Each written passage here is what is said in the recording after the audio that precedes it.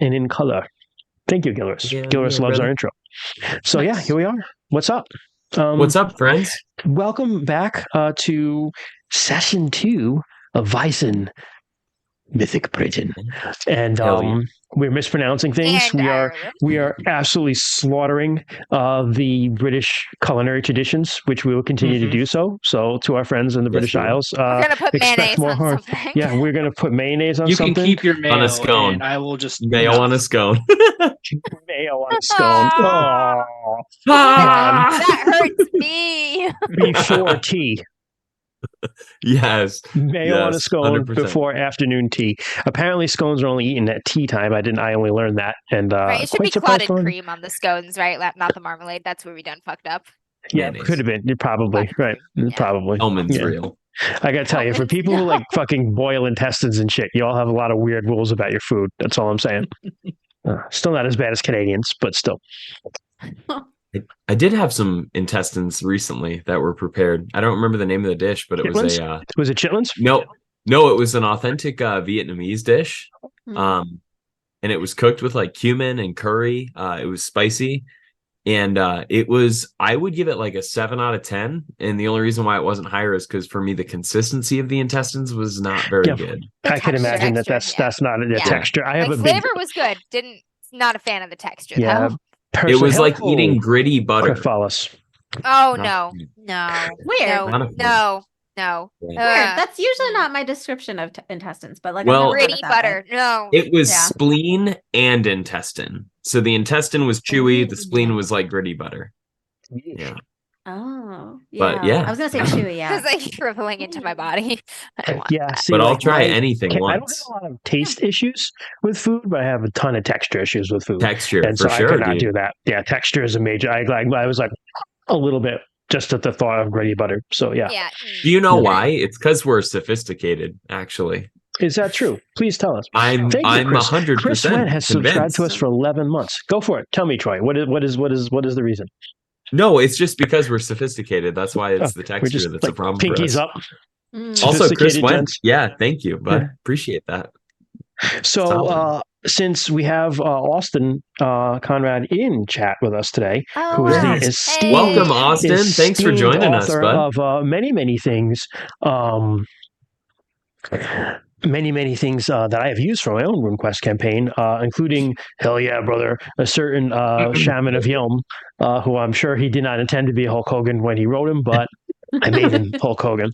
But Chris, Austin wrote the awesome Treasures of Glorantha 2. There's a 1 too, so you can go find that. But Treasures of Glorantha 2 came out, supposed to come out today, but it came out a couple days ago, unexpectedly a little early. So it is out. It is awesome. I've looked at it. There's stuff I'm immediately going to use, particularly the vow stuff, which is really, really great, which is basically to talk about if you're a Vaesen person, you haven't seen us play RuneQuest, watch us play RuneQuest. But it's a rune spell where you can make a vow to like your god or goddess. Like, I swear by Orlanth that I'm going to do this. And the god can be like, yep, that's appropriate. You get a boon. And so now you have this, this vow you made that if you break it, there's a downside. But if you don't and you abide by the vow and you follow it, you've got some blessings coming your way for following a vow and doing godly things. So very, very cool, including a lot of other things that are awesome in there. And particularly, Austin, I really like the breath, which I don't want to say any more about because I have the players here, but the breath is very awesome and will most likely be used. The breath will be used because it fits so well into Company of Dragon. But it's out today. You should check it out. And if you're here and you hang out for a while with us, we'll give away a free copy, at least one, unless Austin wants to be generous and give away more. But we will give one away today at some point, maybe halfway, maybe at the end. I don't know. I'm going to leave that up to Amber because she's in charge of this whole show. Yeah. Chaos reigns. There is somebody with the username Captain of the Manatee. That's Chris. That's Chris. Holy shit! That Chris, is the second time. That is the second fantastic time. Username. Yeah. I was gonna say that is the second time he got randomly gift subbed. Yeah, dude, that's great. Welcome I again, love that French shit. Chris. I'll give If Chris a Chris sub wins with the that book, name. roll again because Chris don't read RPGs. Oh, yeah. Okay. Well, yeah. Well, obviously, we're going to be exempt. The people who are us in Yeah, chat. right. So whoever else we have in there, we'll roll. We should do it. We'll roll, and We should do like a mid-session break. mid-sesh. Okay, we'll do a break. We'll think. give Yeah, it away. let's do that. That's a great idea. Because that's good When I because have a to lot of pee. our listeners are When the in your. first time I have to pee, we will do the giveaway. And I when know. Jess's computer dies. Yes. I plugged Jess it is in this plugged in. time. Okay. She's good. Yeah. Plugged in. But that is a good She's- point. That's a good time to do it. That's like about 2 hours then. Yeah, because it is like I know Amber. Like one of my joys of having run RuneQuest like all last year and getting to be a player now is I can just go pee whenever I want. Just be like, be right back. Because I'm sitting here running- like towards the end of session. I'm like yeah, you're like dancing in my chair.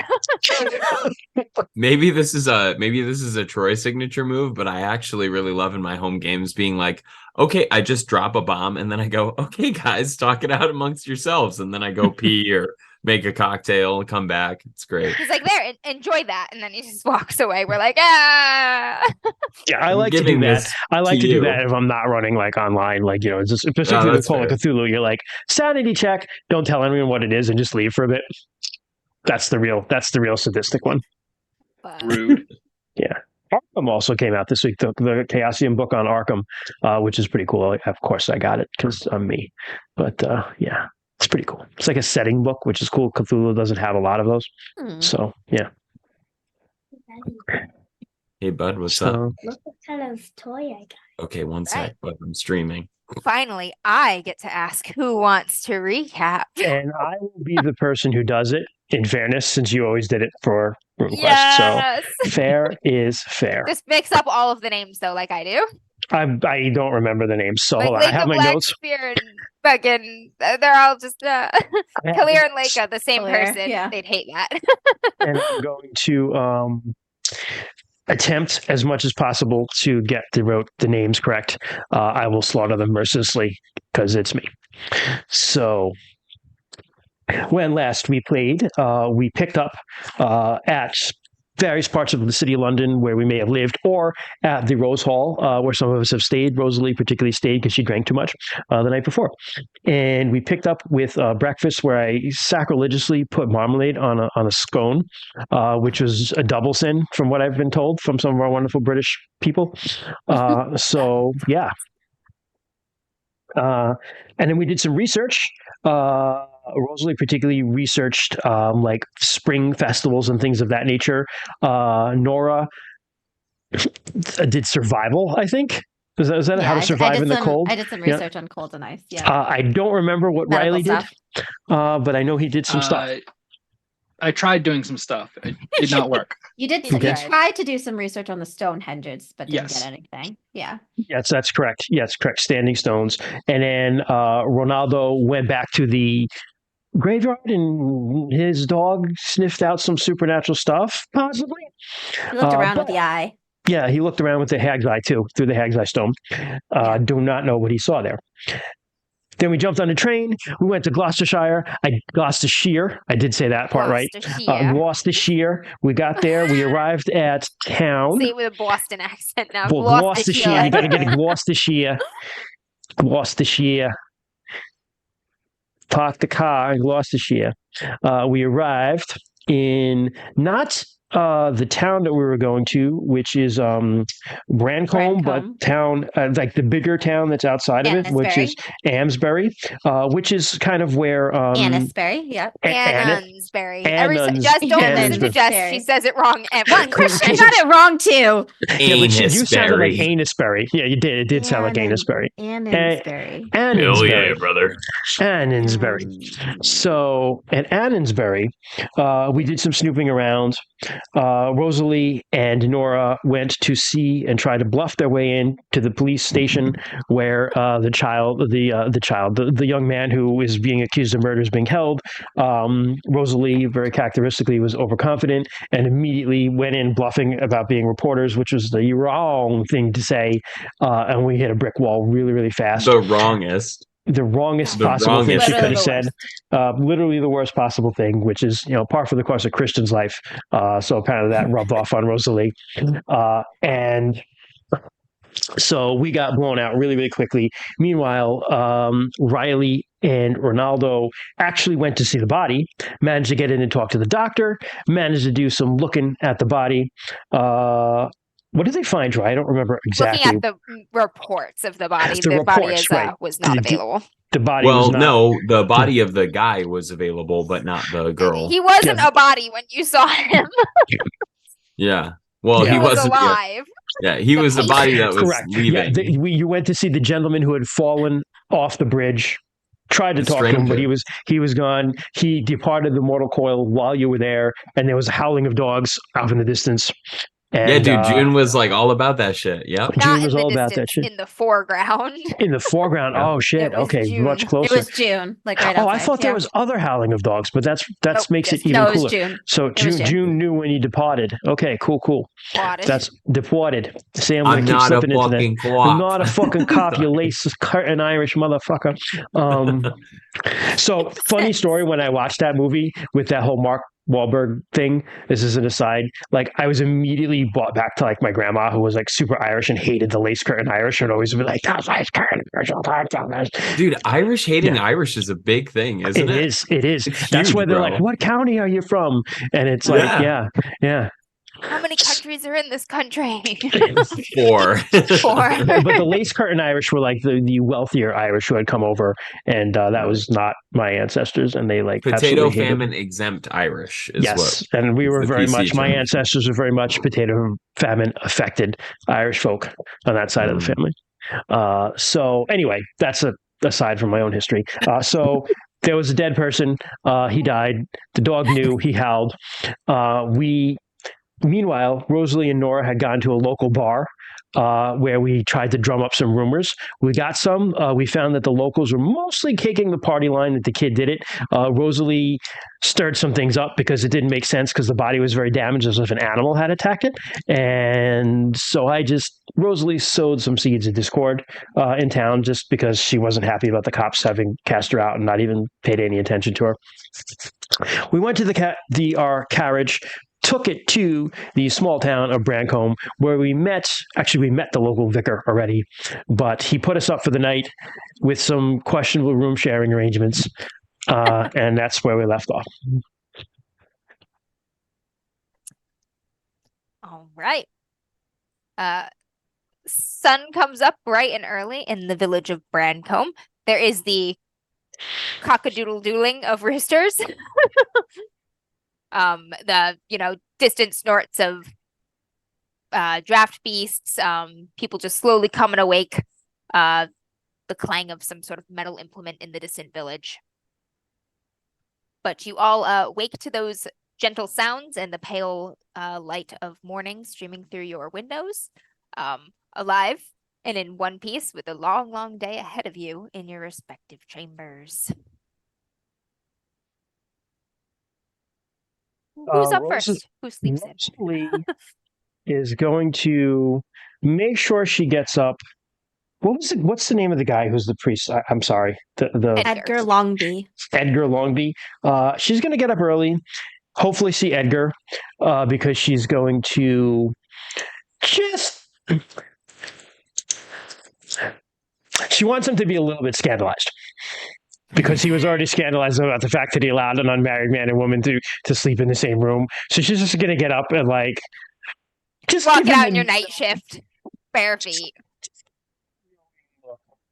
In the morning, Except he doesn't know. You know what I mean? He doesn't know. He doesn't know. Oh, thank you. I slept wonderfully. Just something like that. Rosalie, you come padding out of the your shared room, looking for trouble, and what you find in the kitchen is a woman. She's a middle-aged woman with her hair tied back in a bun, wearing an apron, and she is setting to making breakfast. She's got a big skillet. She's cracking eggs. There's some salted pork sizzling away. Mayonnaise scones. Beans. People eat beans for breakfast. They do. Yeah, beans. So the full English is like beans and There's eggs and beans. sausage and shit. Yeah. Actually, that's a missed opportunity here. I feel beans for breakfast is a good I idea. just watched an episode of The Great British Baking Show, and it's like the only episode I've ever watched where almost everything made me go, There was like beans and like a cake and stuff. I was like, what is happening? I don't like this. There was like fish that looked like a wedding cake, and I was like, I can't. It was in everything.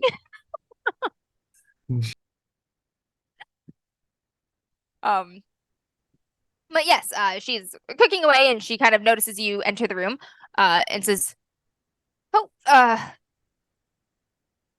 she gives you a look first, a little kind of disapproving look, and she says, and then kind of brusquely, morning." Good morning. Thank you. It was a wonderful evening. What is this, Mrs. Hopper or Mrs. Hooper? Because I have a name. I have that name written down. I didn't write down a name. Before Edgar. turning in, Edgar had told you that Mrs. Hopper comes and tends the vicarage, so you might see her around, not to be startled. Mrs. Hopper.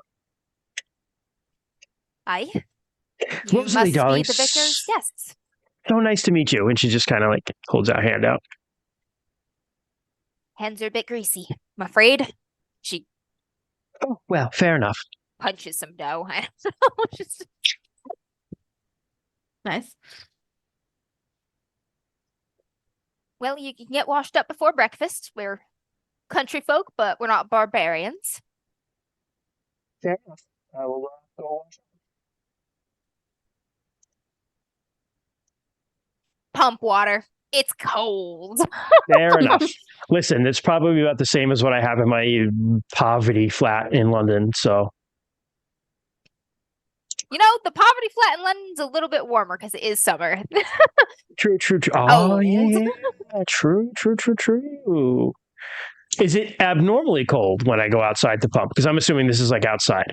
It's certainly colder than the water in your London flat. It is not so cold as to be like instantly recognizable as unnatural.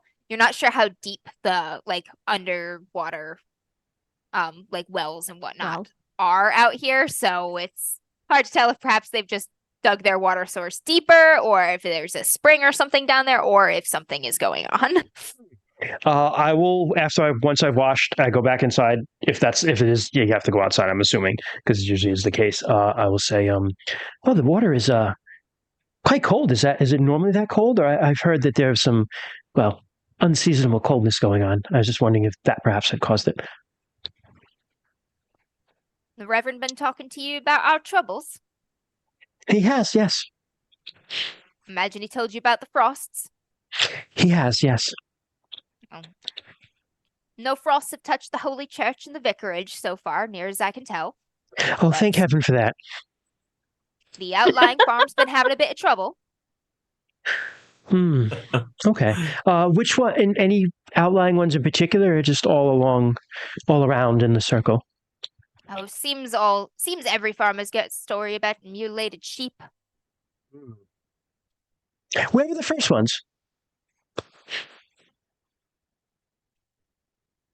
Hard to say. Everybody likes to get talking and get to gossiping, and it's hard to tell when news first started. Something happened before, or somebody came into town earlier than somebody else, and Understandable.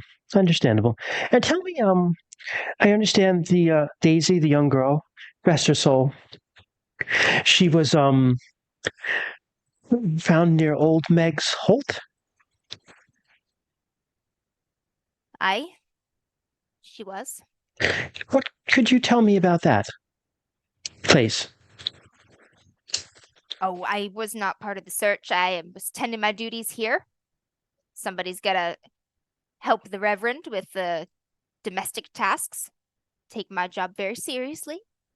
As you should. But, some of the young men of the village went out and went looking, and some of them seen the body. They've had nothing but nasty descriptions to spread around. Don't like talking of such things. Daisy was a sweet girl. I've heard nothing but the best things about her. And I've heard she was found in quite a state. I'm very sorry for your loss. I'm sure you knew her. Everybody knows everybody in these small parts, not like you city goers. Oh, I grew Don't up know in your the neighbors. Don't pay town. any mind. Not quite. I grew up in a place not very different from this, and it was sometimes wonderful that everybody knew each other. She squints her eyes at you like she very much doubts that. But it's the truth. It was the truth. She grew up out on the moors. She Don't just have happened to many be fancy tutors in these areas to teach people city talking. Would you like to learn some? No, I'm much too old for that. Just be minding my tasks, minding my business. Fair enough, darling, but I find one is never too old to learn something new. How about you, if you're in the mind to teaching, how about you gather up your companions so we can make proper introductions and they be on time for dinner, for breakfast. Oh, I will. Except for Riley, he's just a horrible man. I'm afraid of him. I won't wake him up. So I'll wake Ronaldo and Nora.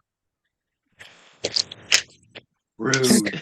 So you go to wake Ronaldo, and him and June are actually not in the room. Hmm. Did I not notice you when I got up that you were missing, or did I? Just didn't notice, I guess. I wasn't in the kitchen. I wasn't out and about. So, Or he snuck out. You don't know when. yeah, but I'm not in the room. So, and neither is Disappointing, June. because I wanted to make a big deal about you coming out with me in the morning. Plans foiled. You're like, how am I supposed to look like a hussy in front of these religious folk? All right, I'll go wake Nora. Do you go into the room or do you knock on the door? Or... I will knock gently. Okay. So when you approach the door, you might hear Nora talking quietly. And then when you knock, she just kind of like, oh, right there. I'll be right there. One moment. So breakfast is to be served shortly. Oh, lovely breakfast. Thank you. I'll be right out. Then I stop and I'll be like, I suppose I'll get Riley, and I'll go knock on the door for Riley. Riley. Trying to think. Riley actually probably is already up and out. So when you go to the door, you see it open. And he's Riley's there. also not there. He's probably out and went outside and to walk around the grounds for a little bit. Okay, so just the girls. Probably out snooping around. Amazing. Poking his nose in places that he shouldn't be. Yes. Filthy Irishman. Anyway. As I go back, I'll see if Nora is maybe Nora is just coming out, and I'll be like, look like it's just the girls for breakfast, dear. Oh, where have the boys run off to? Oh, who knows? Probably off getting into trouble. I mean, I think that's usually your job, Rosalie. I know. I'm upset they didn't invite me. I'm grateful. Okay. Well, what's for breakfast? Beans. Beans. And Delicious. eggs. Beans Delicious. and eggs and meats Perfect. and rustic bread. Perfect. Standard Irish, standard breakfast. Yeah, the old full English. Blood sausage. Yeah, I think there's fruit Blood- in there black too. Yeah, but they eat sausage too. There is sausage that they eat too. Yeah. Ronaldo will come back at this point. He walks in the door with June, and he's got just a kind of a small ring of sweat around the collar of his shirt. Some perspiration going on his face. He's not like, he doesn't look like disgusting and completely saturated, but it looks like he's been maybe doing something physically strenuous. And he walks into the house and hangs up his winter coat that he borrowed from the Mr. folks back at the Mr. Hawkins. And he just kind of looks and sees the new face and says, "Oh, hello." Out. No animals in the house. This is cleanliness is next to godliness, not in the vicarage. Out. She's like, but June is one of pointing us. a spatula at the dog, like. Surprisingly, without any refute, Ronaldo, without any rebuttal, says, "Oh, okay," and he walks out with June. Trekking mud in my floors. Gonna have to wash them again. I just washed them yesterday. The work never ends. Oh, Mrs. Hopper, I assure you, June is quite well behaved. She's as good as any of us. She could have the manners of the queen herself, but she's trekking mud all over my floors. I mean, so is Ronaldo. She's got the drooly face. Says, you go wash up for breakfast. I tell you, just filthy, filthy men. I'll go outside and start, I guess, washing up by the Reverend sure station or keeps whatever. strange company. You're associates of the Reverend? We're friends of friends, you could say. This all smells wonderful, Mrs. Hopper.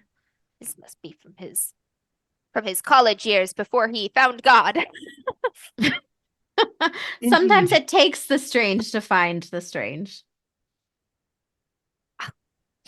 She goes back to the kitchen in a huff. Oh no. Well, that was a rough start with I don't think she likes us very much. She has like Everyone's 14 gonna different like you. accents too, if you've noticed. Yeah, she does. She went from like Southerner to like Rural Brancombe is just every accent. That's Yeah. how it's unintelligible. Nice. It's just Nice. all the Nice. Just switching accents left and right. Every other sentence. 14 different accents. At least 9 of them are not real. Yeah. Shouldn't even really get to know us yet. yeah. Well, that's not uncommon. Riley, where are you? Riley went just up the road to the bridge. The road to the bridge. Early in the morning, you pass a couple folks who are kind of up with the sun sort of thing, Mhm. getting carts stocked, bringing them into the town market, throwing out pails of water or, emptying bedpans from the night before. Just that sort of thing. Everybody stops to look at you as you go. You're instantly recognizable as someone who does not live here, as a foreigner. Yep. He's Irish bastard. Riley We're stealing is something. Nobody says anything Wave or in, say waves. They hello, just sort of yeah. stop for a minute and stare at you. You'll get like a nod if you say hello. Yeah, he'll It's like all the hobbits in the usually like Shire. nod and say hello as he's going through. He's not really expecting any hellos or whatever. More to show that he's friendly. They are a little less than friendly. So, suspicious or just kind of like warily curious would be the best way to describe most of their demeanors as you pass. Riley is from a small place himself, so he knows he knows what it's like.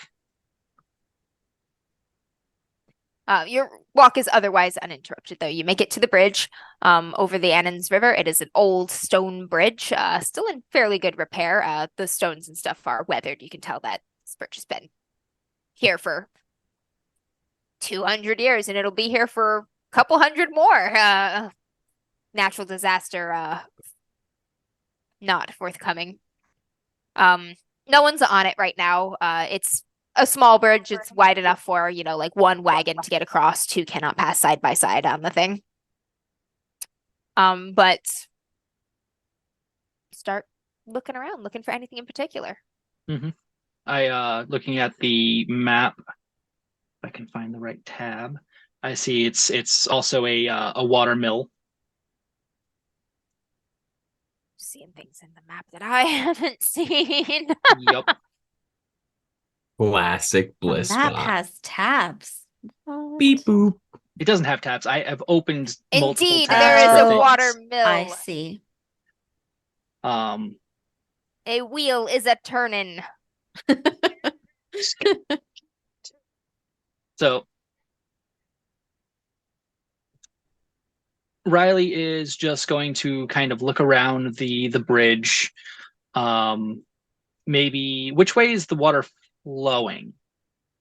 Would it be from north to south or south to north? I'm gonna say it is flowing Under this toward bridge. the south. So Just okay. because I imagine all rivers that have a north to south is flowing to the south. But Because that south Except would be- down. one would be- river. There is one river that flows south to north. I can't remember which one it is. but That I would do be. It would be remember. correct. The Nile flows Is it the differently. Nile? I was Yeah, gonna it is say. the Nile. I think it's But the Nile. Old Meg's Holt and Meg's Mount is north of town, so the river Anon is would be flowing down from the high ground, so it would be flowing north to south. Hell yeah, brother. Hell yeah, I brother. just guessed. Okay, yeah. That was right. All right. There's a little bit of activity at the mill. Some farmers bringing in some sacks of grain, probably to be ground.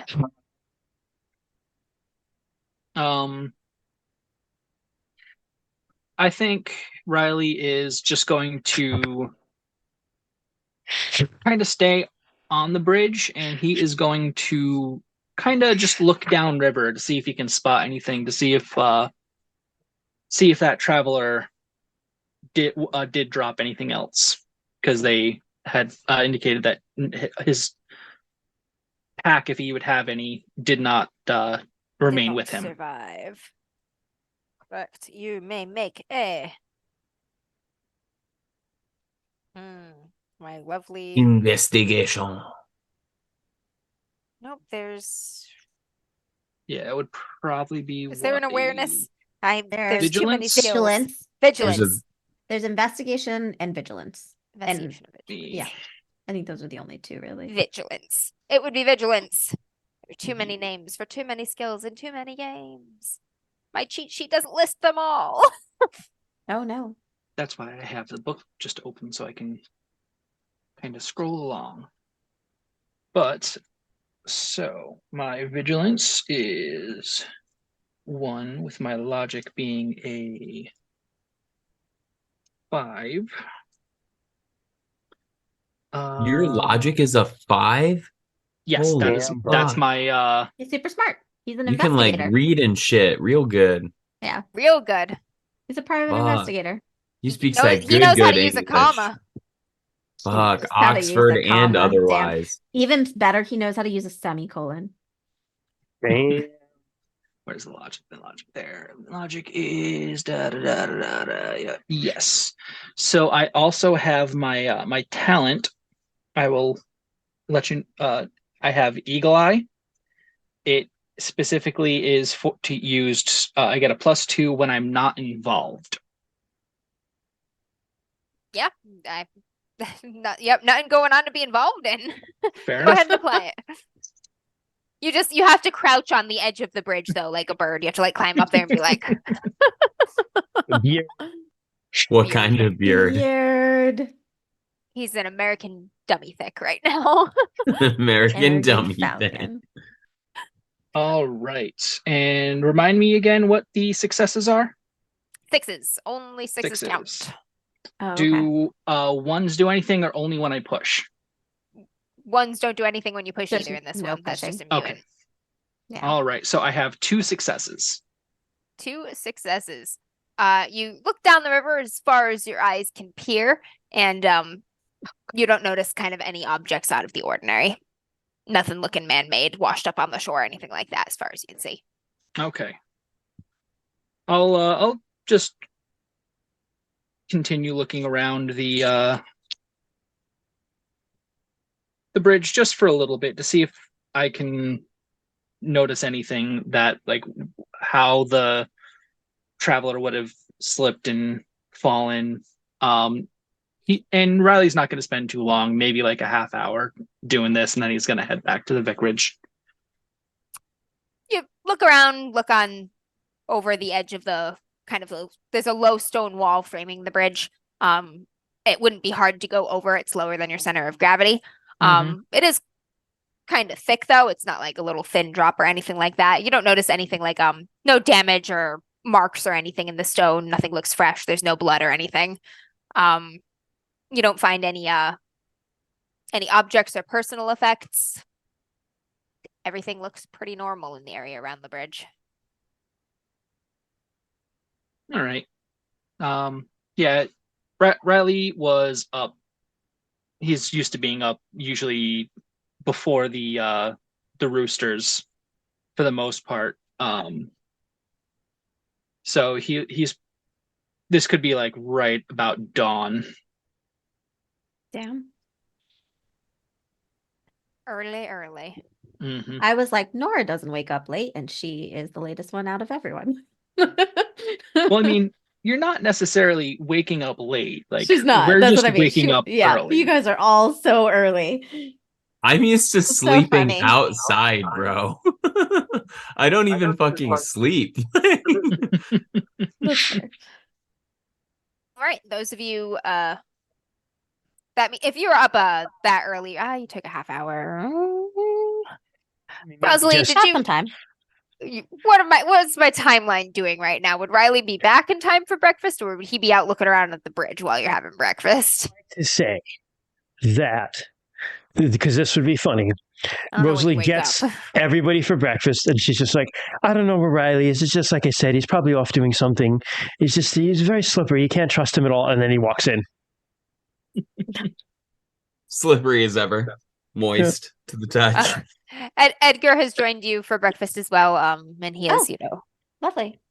Oh, good he's morning, like, Edgar. Mary, please join us. And she's like, oh, there's so much to do today, Reverend. I'm gonna actually just see to my duties, leave you to catching up with your old friends. And then she just sort of Ronaldo glares looks at her you way all with again scorn, and just bustles out of the room. And Edgar's just sort of like, Thank you so much, Old Mrs. friends. Hopper. Wonderful to meet you, dear. I'm middle-aged. she's gone. She doesn't turn around or say Oh anything. boy, Fine. she does not like us very much. We gotta hydrate. I just did. Hydrate. Hydrate. I've been hydrating hard. You guys are Oh slacking. yeah. Mm. Oh, yeah, brother. Edgar says, please Feeding forgive the liver. Mrs. Hopper. She's most of the folk in Brancombe are not used to travelers, you see, and disruptions to their routines and whatnot. I'm sure they'll warm to you over in time. Or perhaps not. Ever the optimist, Nora. I mean, I'm a city girl. I don't know. If not, perhaps it is because we will get to the bottom of things so quickly. Let's hope. What were you going to say, Riley? I was going to say I'm from a small county in Ireland myself. I kind of understand how they think, how having new people around is, especially so many, can be off-putting. Well, folks aren't very trusting in the city either, to be fair. Yes, but a few strange faces in the city is far different than a few strange That's true. faces Nothing new. in a small town. That's true. It's all the new. I look at you, Riley, and I say, what's a strange face? Something that's someone that wasn't there yesterday or the week before. And we'll I be look there the over week at after. I look over at June and I toast whatever cup of You tea or brought the what. dog back in. Yeah, Nice. going with the dog. Toast with June. Nice. I'll fix June a plate. Miss Hopper leaves, you come back in. Yeah. Pretty much. All right, come in, June. Jesus. Nice. I'll fix He's her a the plate. fucking owner of the house. He didn't kick me out. The lady did. Edgar didn't stop you and Rosalie from sharing a room either. We're all growing. What's a little bit of mud when there's sin in the house? That's right. This is par for the course. There's When there's sin. Fuck. Edgar is kind of, cutting some sausage and eating neatly, dabbing at his mouth, when needed. But he says, I suppose you'll want to perhaps look around the nearby farmlands and sites of some of the unusual happenings today. Yes. Well, so as far as I can see, there are a couple of things that we can do. We could probably investigate one of the latest attacks if we can see maybe any of the animals that have been attacked the latest. There's talking to Mrs. Thomas's family, and they're the ones who found her as well. There's talking to the townsfolk to see what they might know or hear or think of what's going on. And there was one more that I didn't remember. We illuminating to go see this old Meg's Holt place where Oh the yes, body that was was the found. last one. Yes, Old Megas Holt is not too far from here. It's kind of on the some of the outlying farms on the large hill up to the north. I actually think that's one of the last things that we should do. Just because it would be, I believe, probably the least changed. Right. Agreed. Yeah, probably. I think it'd be best to talk to people first, maybe get some ideas of what they think of Old Meg's Holt, too. I had asked if there are any local legends or ideas or superstitions about the place, but, well, Mrs. Hopper wasn't very forthcoming. What's the name of the the standing person? stone outside the Holt is Old Meg.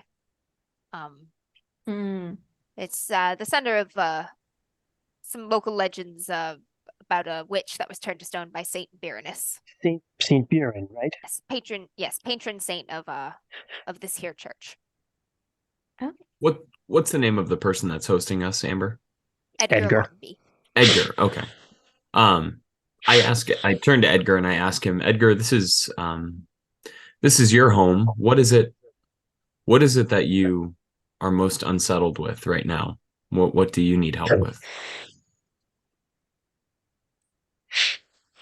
Well, I've been the reverend of this church for a few years now, and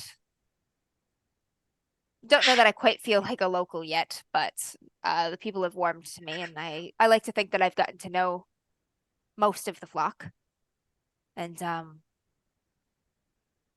he goes quiet for a moment.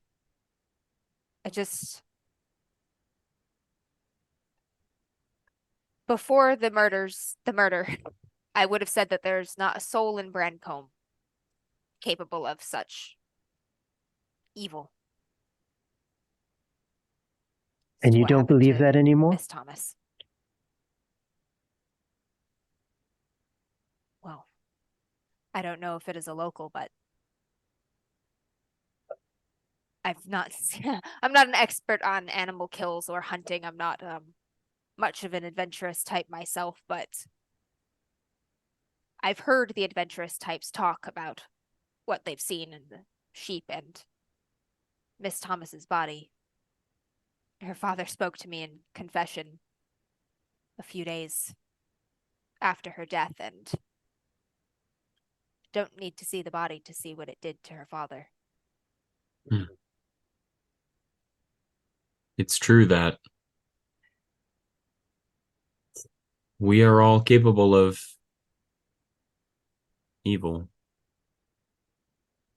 Kind of look over at him and I say, where do you suggest we start, Edgar? If you were a man of unlimited resources with no fear, where would you go first? I would speak to Billy Winchcombe, but he's not here. Very well. Tried that. Do you think his family has any information worth exploring? They're close. At the very least, they may be able to shed some light on what happened at the Mayfair that upset Daisy so much.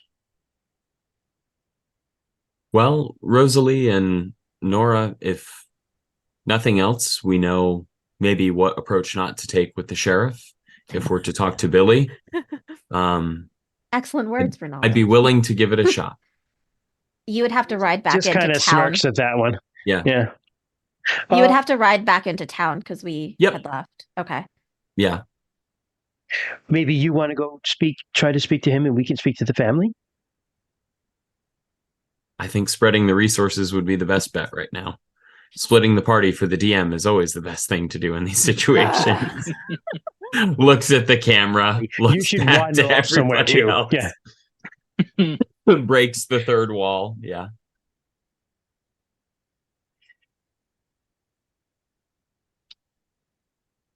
Well, Riley and Rosalie, where is it that you would like to? Rosalie, you said perhaps you would want to talk to the Winchester or the Wincombe family. Maybe we can start in town, start by talking to them, and then make our way around and talk to other people whose sheep have been affected. I think all of us should go to, if we're going to go see Old Meg's Holt, I think all of us should probably go there together. Agreed. You're welcome, Yeah, Amber. But I don't think we're going there for a while. Yeah. Yeah, right. But I think to talk to the townsfolk and do the other things, it's best we spread our resources out. We can get more done that way. Yeah. Riley, Most of the townsfolk will be at their daily labors until evening. They won't really be in the village proper. They'll be in their farmsteads and whatnot at their labors. Okay. Would it be disrespectful to start by talking to Billy's family, Edgar? think not if you approach with respect. Oh, well, I always do that. Are they farmers as well? Yes. There. The Winchcombes and the Thomases are both farmers, Farmers. to the northwest of Brancombe, across the river from each other. Gotcha. Riley, are you coming with us, or what is it that you would like to explore? And if there's something else you feel you should go do, Riley, please by no means feel tied to us. The If you want to go fuck off, feel free. the Yes, Scooby-Doo theme activates. Fuck yeah. Yes. all of the farm livestock that has been killed, has it been around the same farms, or No, has it been they're- spread out? There are various farms at different There've been times. several farms, hit, not just the Thomases and Winchcombes, but both of them as well. That's why I Okay, was so- hoping. That's why I was and- hoping there's going to be the latest one that's been hit Yeah. somewhere. And it's just because like I'm personally looking at the map right now. Yeah.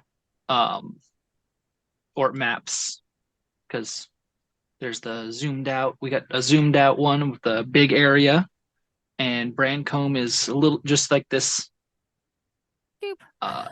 little tiny thing. Has there any livestock been killed in this immediate area, or has Nothing it been in just the nothing in Brancombe village proper. It's Okay, all been in farmsteads. on all the been in the farmsteads outskirts. and the outsides. Okay, mostly to the north, away from Annonsbury. To the northwest side of the river. Yeah. Yeah. I wish I was more up to date on the killings, but some of the farmers and perhaps some of the local hunters would be more apprised on the dates and locations of damaged cattle and any wildlife, I would think. Yeah, I can. Now, Amber, just out of for us looking at the map, the Brancombe Square, Indeed. is that generally would that be like a farmer's market type Yeah, of deal? the square it hosts farmers markets sometimes. It's also where they host like village festivals, so that's where the Mayfair kind of Gotcha. celebrations and dancing and eating and would have taken place. That's where they'll have sort of village gatherings too, if they're too large to fit into the inn, say they're Mhm. discussing town business sort of thing. Everybody just sort of mobs up and shouts, Okay. voices their opinions. Um.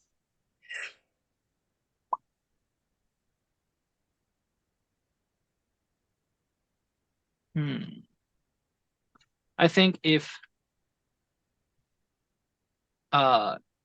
Ronaldo's gonna go back to Annonsbury, and the ladies are gonna go up to the Winchcombes, I'm going to stick around Brancombe and try to talk to any. I'll start at the inn. They might be more susceptible to All new of those fates. friendly folks that said hi on your morning Yes, stroll. yes. I would very much like to inspect some of the sheep, if there are any, if you happen to know of any that have been attacked recently, and if they have not disposed of them, I would like to see. I really can't say if Oh, the that was- animals have been That was for you're talking- Riley. That was oh, for okay, Riley. it's for Riley. Riley. If he finds any information, if you find any information while you're talking to people in the inn. Yeah, I'll be mindful to share my findings. I this morning, sharing my findings, I did go and inspect by the bridge where that traveler was found, and I couldn't Oh. find anything that would have Suspicious led or him unusual? to really led to him Yeah, it's not a particularly narrow Falling. bridge. It's a stone bridge. It's got Yeah, a wall. it's fairly wide. Like maybe if it was foggy, he wandered off and fell down. But maybe he, because he was found by this bridge, correct? He was found a little bit farther downstream, like washed up on the shore. Okay, so it could be that maybe he didn't fall by this bridge. Maybe he was, maybe he floated down Oh, that's a river good point. a bit. That's a good point. So Someone had said though that he had, right? they're not They sure. speculated, maybe. They speculated because That he they had found fallen him on the floating bridge. by the Like, he fell river. off the bridge because of his injuries. Yeah. Gotcha. Oh, I see. So it could very well be that he floated down the river further, and that could also be why he had reports of frostbite. Gotcha. In the water. Mhm. So, all right. So, Nora, should we go to the Winchcombe farm first? It seems like it's, looking at the map, it looks like it's kind of far outside of town. But Oh, really? Yeah. Yeah. Looking at the map, going to the Winchcombes and Ronaldo going back to town looks to be about the same distance. yeah. It's a That's hike. Damn. Damn. Mhm. These boots were made for walking. I mean, Ronaldo will probably have a horse. I would Fuck assume. no. I got No? a dog. And my feet. Oh, okay. Sure. Yeah, Ronaldo, I will say, we did get the sense that Inspector Banks is holding on quite tightly to this case, and he hasn't let anyone come through, so be clever about it. I look at you when you say that to me, Nora, and there is a absolute just moment of there's no facade, there's nothing but just pure authenticity in my facial expression and my voice and everything. And I look at you and I really look at your eyes. And when I say this, I say, in my experience, being your authentic self is a great way to get through to other people's sense of reason. And when I say that, it's almost like I'm talking Rosalie kind of not snuffs a just little bit with at that. you, but to you. And then I say, thank you, Nora. I'll keep that in mind. I completely believe that, Ronaldo, but I get the sense that the inspector might be beyond reason. That is the sense that I get, but I believe you will certainly have more luck than the two of us did. I think that he's under a lot of pressure to solve this case, and he's very happy that he has a scapegoat to hang it on, and that is why he's shutting out any sorts of voices of reason. You use that as you may. I look at you when you guys say that and I say, sounds like a man that's backed into a corner. Must be a tough place to be. And I kind of subtly smile. Smiley subtle. That. Smiley subtle when I say that. Delved too grief and too deedily. Too brief and too deedly. Okay. You take care of him, June, and I'll give June some pets if she'll let me. Oh, she will. Someone's got to keep me in line after all. And I start putting my coat on and I'll sneak June a sausage. Oh, I've been feeding her the whole time too. Oh, okay. I made her a plate. June's gonna get perfect. fucking fat around you guys. I made her a plate. I'll be like, sorry you weren't welcome before, friend, and give her some pets and a sausage. Yeah. June Jeez. eats at the table. Ronaldo's had a life of not belonging. June's only 2 years old. We gotta pamper her. Fuck you. Everyone's like, you can deal with this, Ronaldo. You're a man. You're an Fuck old you. man. You're You're an old fine. man. Okay, boomer. Come here, Deal June. with your shit. Directions. All right. Was that everything? Are we heading out? Sunday Break. meat. Yeah. Yes. Break. Okay. Well, we will meet you soon, Ronaldo. I will be back, hopefully with good news. All right. A few of you set to walking, and you're going to be walking for a real long time. So we're going to start with Riley. Hell yeah, That's brother. Right. Oh yeah, No, I brother. mean- Actually, Oh, not okay. that long. The map is pretty small scale. But Riley, you head down to the Shepherd's Rest. It's breakfast time. The Shepherd's Rest is open. The door is actually propped open, letting in some of that clean morning air and whatnot. And it is the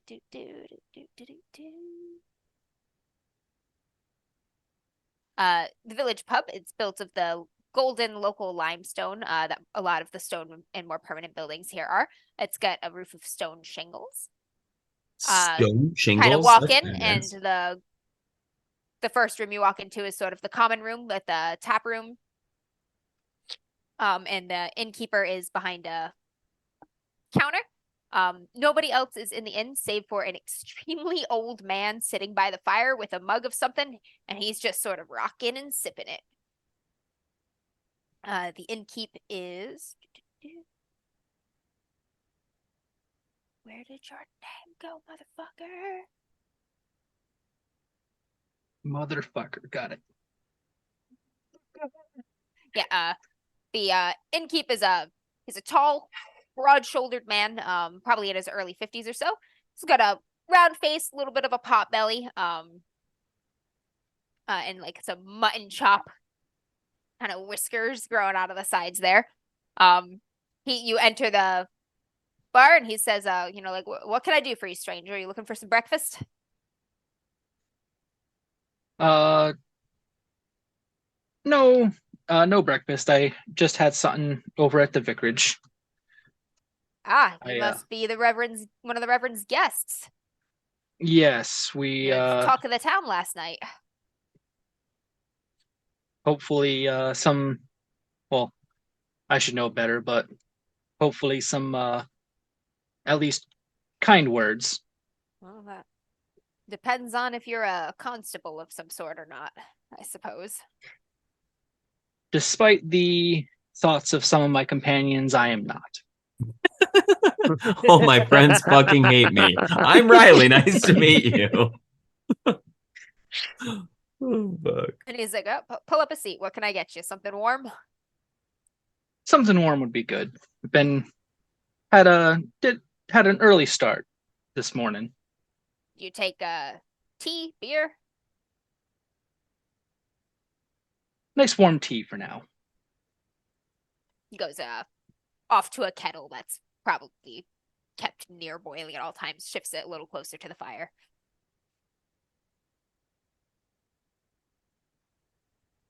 But we've heard that you've had some troubles in these parts. That's one way of putting it. We've lost a young lady.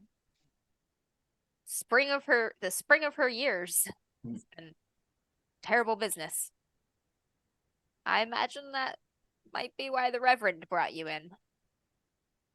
Yes, he kind of hopes that some new eyes can bring some light to these cloudy times. That Longboy is an odd fella. He's kind enough, looks after folk, but still hasn't lost some of his city mannerisms, I'd say. That'd be true. I will also introduce myself, and I didn't get your name. I'm Albert Bradley. This is my inn here.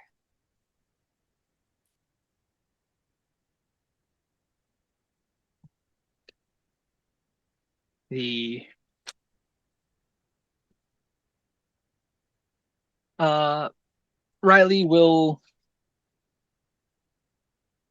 take the tea. He'll drink in silence for a little bit, and he'll ask about to kind of not to really just like get into the subject of darker matters. He wants to ask about the traveler first to kind of broach. Oh, the fella they fished out of the Annan. The guy that died that no one cares about. Let's start with light news. Light news. Well, Riley, we aren't entirely sure that he's dead currently. We left when he was dying. Listen, Riley. Ronaldo knows, though. Ronaldo knows. Really, he's dead. I'm afraid it won't be much. Afraid it won't be much help on the subject. He hadn't stopped by the inn. Hadn't really stopped by anywhere. Folks figured he'd been coming from the north. Headed toward the village and never quite made it. Yeah. And Riley, obviously not being from around here, he'll ask, what is to the north, up the road? Oh, it's a couple other villages, similar size to Brancombe, some of it smaller along the way. Not much of note, really.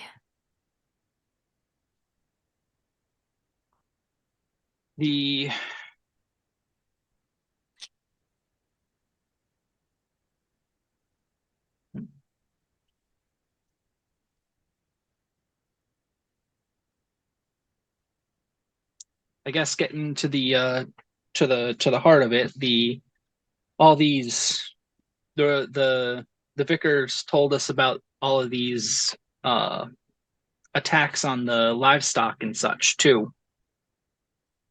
Oh yes, it's been between that and what happened to poor Miss Thomas, it's been the talk of the inn night after night. It's my job to let folks gossip and vent and talk about their sorrows, but getting a little bit old hearing about mutilated sheep. Nasty business. Yeah, the Reverend has mentioned that it could be that people think it could be wolves back in the area. There's no wolves in the area. Hasn't been a wolf around here in 200-300 years.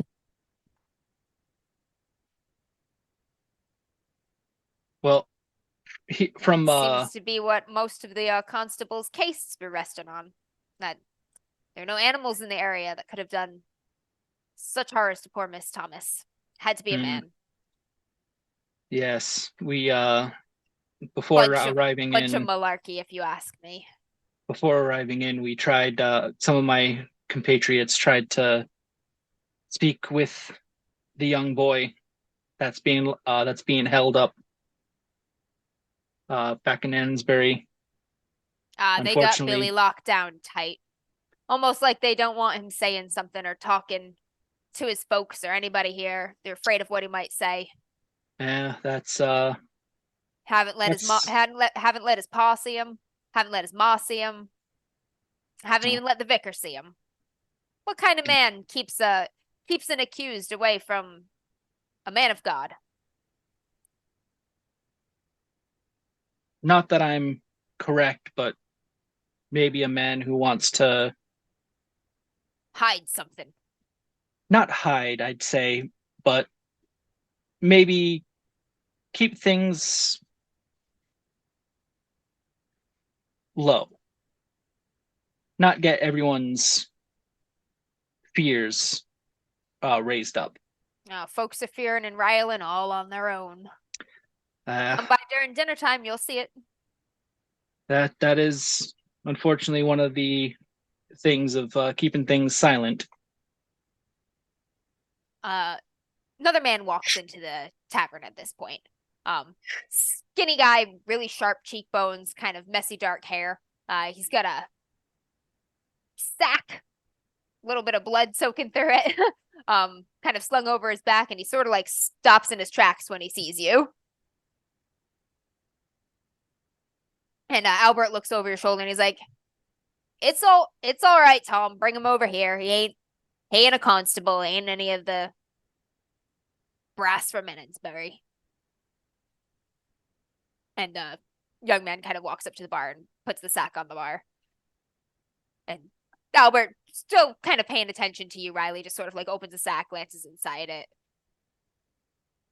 Says, small take this time.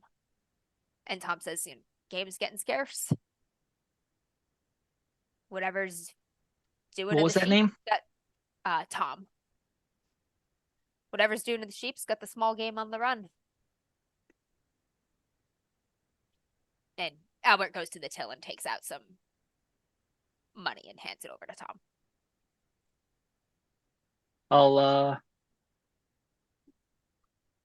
Tom. Young man, about my age.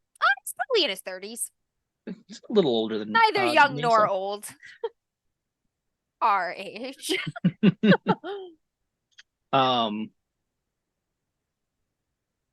Riley just look over and it's like he'll ask him, what do you think has been scaring away all the small game? Not any wolves, that's for sure. From the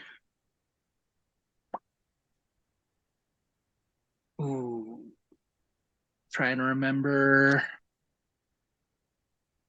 things. What are you trying to What's known remember? and not. I'm just trying to remember what because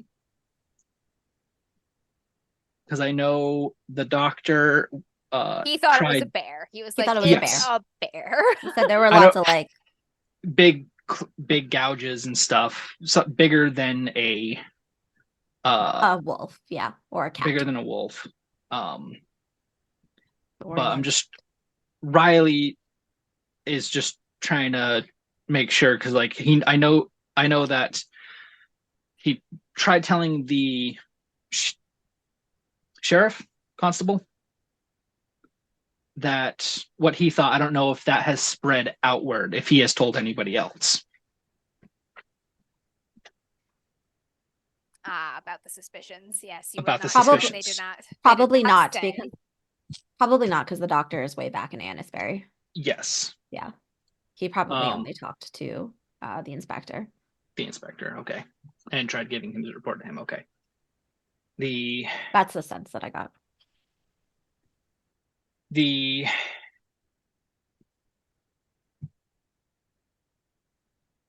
yeah, it doesn't seem like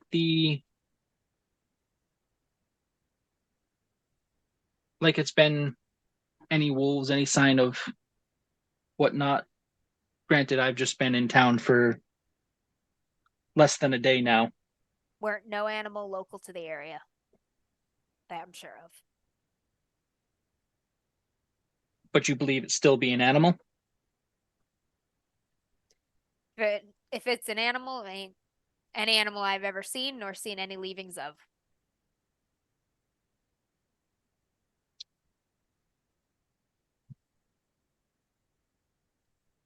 Yeah, it kind of gives you a little kind of look up and down, looks at your shoes, sort of, and then looks back to Albert and just sort of gives him a nod and heads toward the door.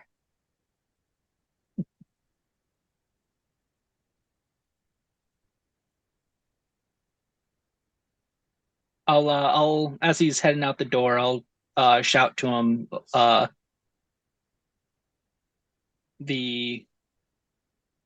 tell him name's Riley, by the way. Me and some other folks will probably be in town for a bit, staying with the vicar. Yep, Vicar's guests.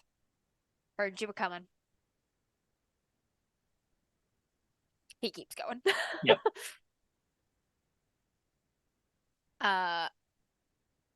Rosalie and Nora. You are trekking along the road. Now I have to look at the map myself. It's like Not it's bad map. The not other map. super far, but far enough that it's a walk. Yeah, you're heading out of Brancombe into the sort of hilly farmlands. And it looks like we have to go over the bridge in question, right? Yes. Yeah. Yep, crossing the little stone bridge. God, I've scrolled too far. I'm getting sick. Forgive me, everyone. You're getting sick? Yes. My eyes are burning. My nose is a watering.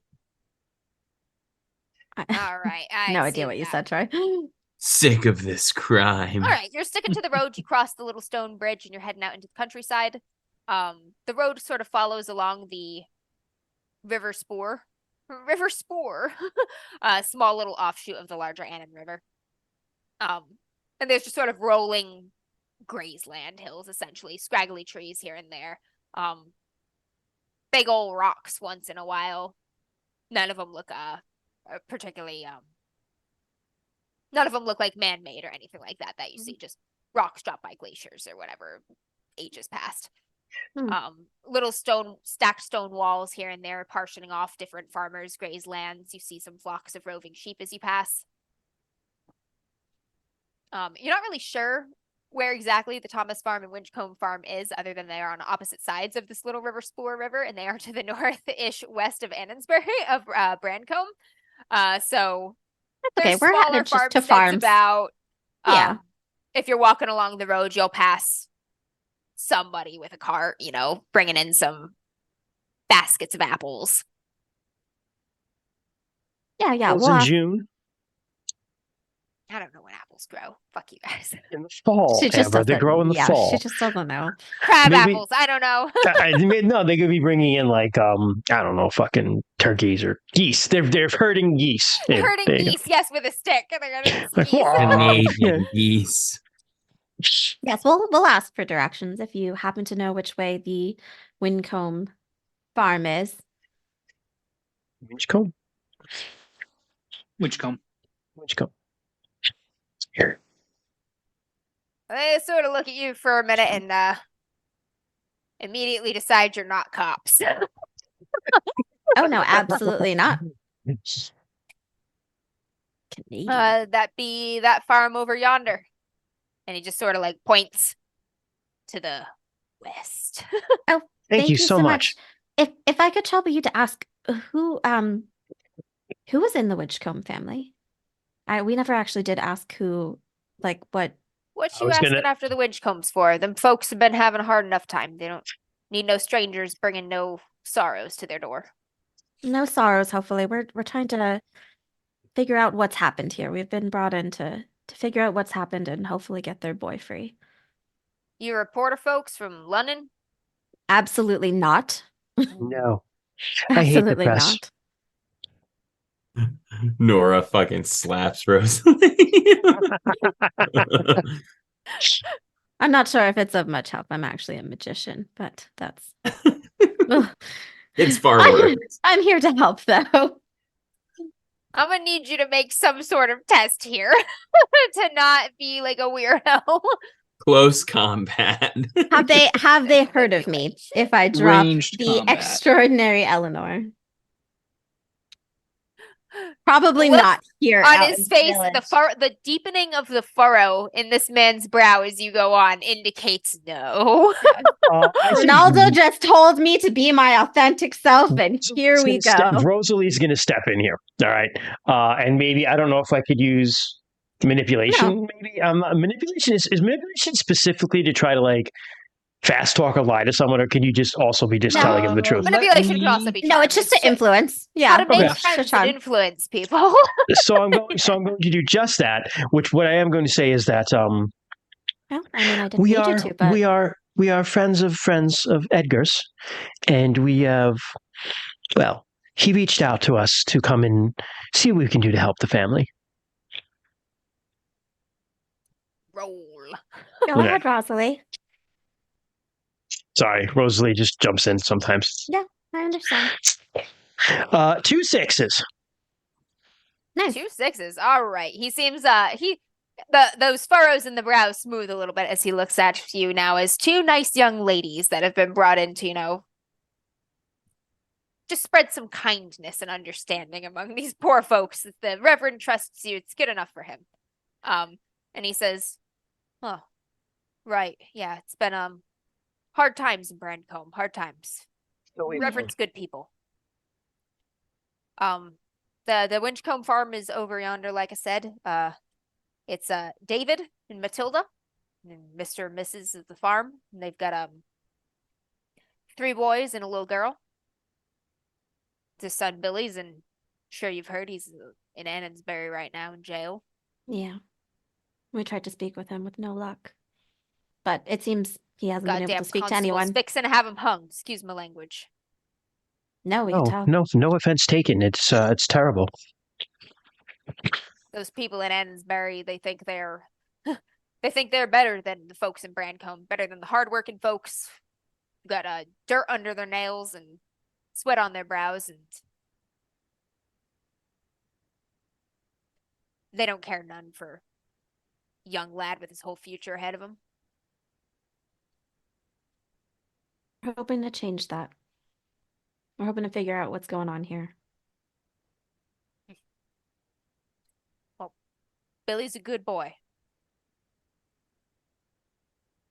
Yeah. Daisy was a good lass, too. Yeah, I don't know why anyone would think that he had done this. Because it's easy. Exactly. Hmm. Well. You seem like nice folks, not looking to stir up no ruckus or nothing. David and Matilda are likely be at the farm and at their chores, but you'll find them that way. Thank We'll you. do Thank you everything so we can much. to help. And your name was?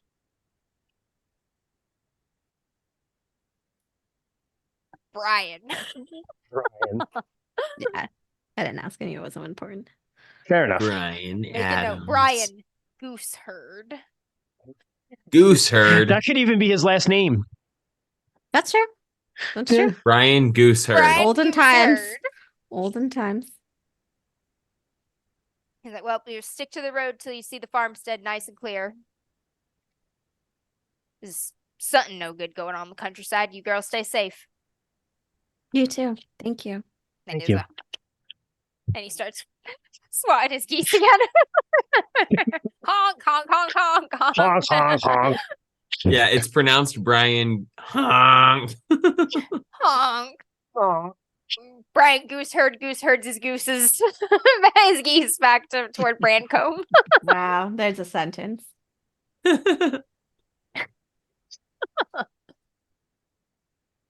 Easy enough to find now that the farmstead in particular has been pointed out over the other little sediments kind of dotting the side. Winchcombe Farm, it's one of the larger ones this side of the Annans, of the Annan River. Mm-hmm. Sorry, I didn't you mean to speak guys- over you. I just felt that perhaps him knowing that we were here by invite of the local. Sure, I was getting there, Yeah. but I mean, you jumped in. Well, I'm sorry. Sometimes I do. It's a habit of mine. Seems like you do it a lot. I'm Not used just to sometimes. having to do almost everything by myself. So Well, you're not by yourself right now. I know. I'll try to remember that. Perhaps try harder. Noted. Shots fired. Hot damn. I am. All right, we're gonna Well. hop over to Ronaldo for. Oh, if you're still chatting, we can finish the scene on the road. Nope, I think that was it. Did you have fine. anything Try else? harder. Okay. Excellent. I Yeah. think that was it. All right, Ronaldo, your boots That's were made me. for walking, and you and June, with your determined and steady pace, make your way toward Annonsbury. It is more lively than Brancombe, having more people and buildings and horses and wagons and stuff in general. So there's some sound coming from it as you approach. Several smokestacks floating into the air, Mhm. noises of industry going about. And you stroll on in and you don't catch quite as many looks as some of our friends in Brancombe did, as you're not as immediately apparent as a stranger, what with a population higher than like 4. And have a giant fucking dog by my side. As But I you as I recognize the appro- buildings and the main drag from your arrival the night before. Right. As I start getting closer to town and kind of the ambient noise starts to become present, Ronaldo something starts to happen to Ronaldo. He brings his hand up to his head and he holds his head and he kind of winces, and you can tell that he's either in pain or distressed or something is going on. And he stops walking for just a minute and he looks around quickly, almost like he has a sense of worry over his face. And he starts taking a couple of deep breaths. Sir? And the vision around his peripheral vision starts to kind of blur. And his head, he just has this pounding headache that comes out of nowhere. And he just kind of calls for June to come over to him and just kind of starts holding on to June. As you're huddled there and the pain is reaching that keening ring that's like splitting your ears, reverberating off the inside of your skull, and you've got your arms wrapped around June's like strong, lean body, your head tucked against her warm fur. It reaches that peaking crescendo. Your eyes water, your nose burns with the pain. And then just as quickly and loud as it comes on, it cuts off. It drops down really, really, really, really fast. And you hear it like, sir, sir, you become aware that there's a hand on your shoulder.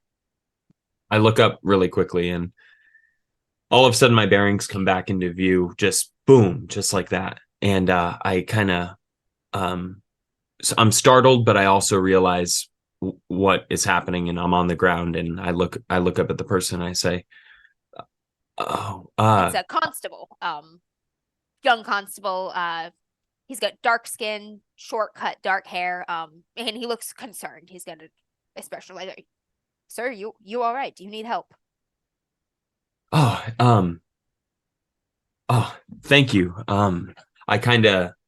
He looks a little embarrassed, honestly. He has a moment of embarrassment wash over him, this older gentleman, on the ground, and he stands up without taking a hand offered or anything like that, and he looks at the young constable, and he says, I'm sorry, sir. He just kind of smiles and doesn't really give an explanation. He doesn't have one. You want to take a seat for a few minutes and catch your breath? No, I actually, I feel much better right now. I actually, sir, I was hoping to make it to talk to the sheriff, but I'm not, or the inspector, but I'm not from around here, and I was hoping maybe you could take me there. Is something wrong? Is something happened? Yes, I do believe there's something wrong and something has happened. He takes a minute and sort of looks around you again he's just doing a quick scan for suspicious people, things, stuff, and then his eyes come back to you. I look at him after he's done scanning, and I say, I'm safe. We're safe. Nothing like that. All right. The inspector's very, very busy these days, but I'm sure someone at the station can take a report. You been robbed or accosted, sir? I kind of put my head down when he says that, and it's a very subtle and like nuanced gesture, but I look back up, and then I again give him that kind of warm, disarming smile, and I say, no, nothing of the sort. It's like, all right, well, it's just a short couple blocks this way. I'll show you to it. I'm Constable Moore. Moore. My name's Ronaldo. Ronaldo, you right this way. And he waits till you fall into step with him, and he asks, you didn't mention where you were from. You're from out of town. It's a harder question to answer than you might think. I'm from many places. I don't really have a place I call home. You looking to move to the country? Maybe someday, perhaps. Beautiful dog. Thank you. This is June. Where are my manners? I didn't introduce her. She's my most loyal companion and trusted friend.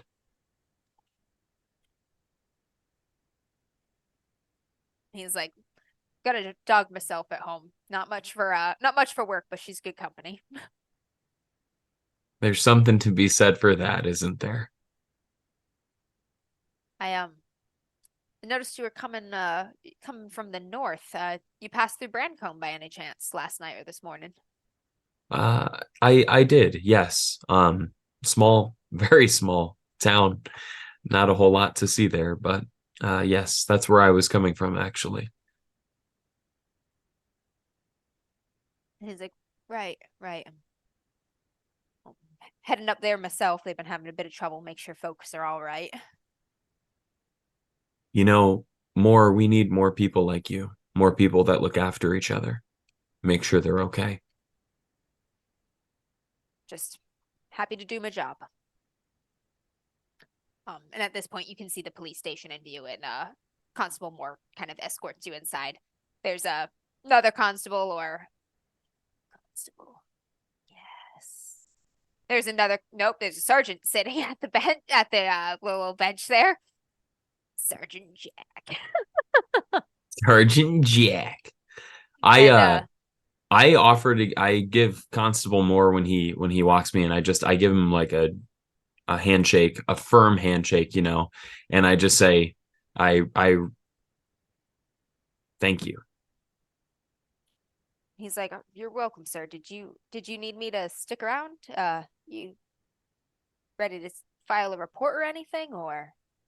I think I've got it from here. Constable Moore, thank you for your help. Says, right. You take care of that dog now, you hear? I will. He turns to the sergeant at the desk and he says, Sergeant Worrell, this is Ronaldo. Saw him on the road this morning. Seems to be having a bit of trouble. Thinks he might be filing a report. He's having a hard morning. And Sergeant Jack kind of looks at Constable Moore for a minute, like, what is this kid on again? Like, it's like, it's like a not again look, like, Jesus, kid, why are you bringing this guy in here, sort of thing. But he nods and he's like, all right, we'll take care of him. And then Constable Moore just gives him like a nod and he says, hope your day starts looking up, Mr. Ronaldo. Thank you. And he heads back out. And Sergeant Jack watches him go. Waits 1 breath, 2 breaths, and then looks at you like with an instant suspicion. Like he's not buying any of this. And he's like, what can I do for you, sir? I look at him and I say, I want to say that Constable Moore was a really big help to me today. And he's a real boon to your community. Yep, he's a favorite. You having some trouble? Need to make a report about an incident or anything? Well, Sergeant, what was his last name? Worrell. Worrell. Sergeant Worrell, I'm afraid I am having a bit of trouble right now. But no report that needs to be filed. You see, I need to speak with Billy. And he just immediately, he's like, oh, this shit again. One of these motherfuckers. He's like, I will tell you what I have told all the reporters and nosy Nellies that have come snooping around here. The investigation is ongoing. The inspector is handling it. He is very busy. He does not need to be disturbed. And young Mr. Winchcombe is not taking any visitors at this time. I look to him and I say, Sergeant, I appreciate what you're saying, and I hear what you're saying. I really do. And I can only imagine that you are overwhelmed right now with an influx of people that have questions and strangers and ulterior motives, and you're trying to do your job and protect your community. And I commend you for that. And I say, but Sergeant, I'm not a reporter. I'm not a nosy Nelly. And I'm not here to give the inspector more work. I know he's busy. I know he's probably overwhelmed, honestly. But I assure you that it's really, really important that I get to talk to Billy. I pause for a minute, kind of. I'm short. I don't know what to say. I'm getting a little bit not frustrated, but you can tell that this experience right now is a little overwhelming for Ronaldo. And he takes a minute and he just really looks at the sergeant. And I want to see what I can glean about the sergeant. I look at his hands, I look at his face, I look at him and see what I can maybe tell about him. You know, maybe make a check or of some kind. Indeed. Go ahead and make an... So this would either be vigilance investigation or observation. We'll take observation for this one. Okay. In that case, I'm rolling 6 dice.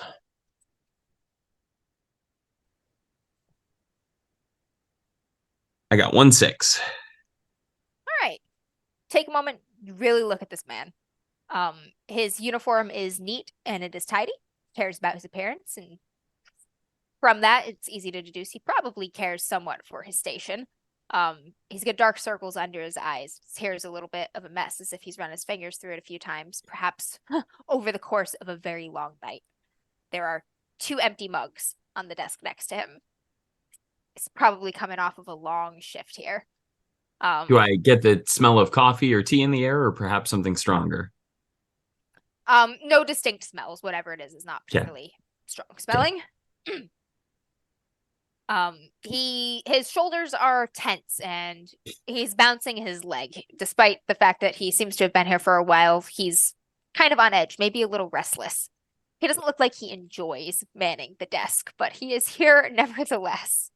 The tightness around his eyes and at the corners of his mouth belie that he, while he is doing his damnedest to turn everybody away here, he is genuinely frustrated with questions and requests to see Billy Winchcombe.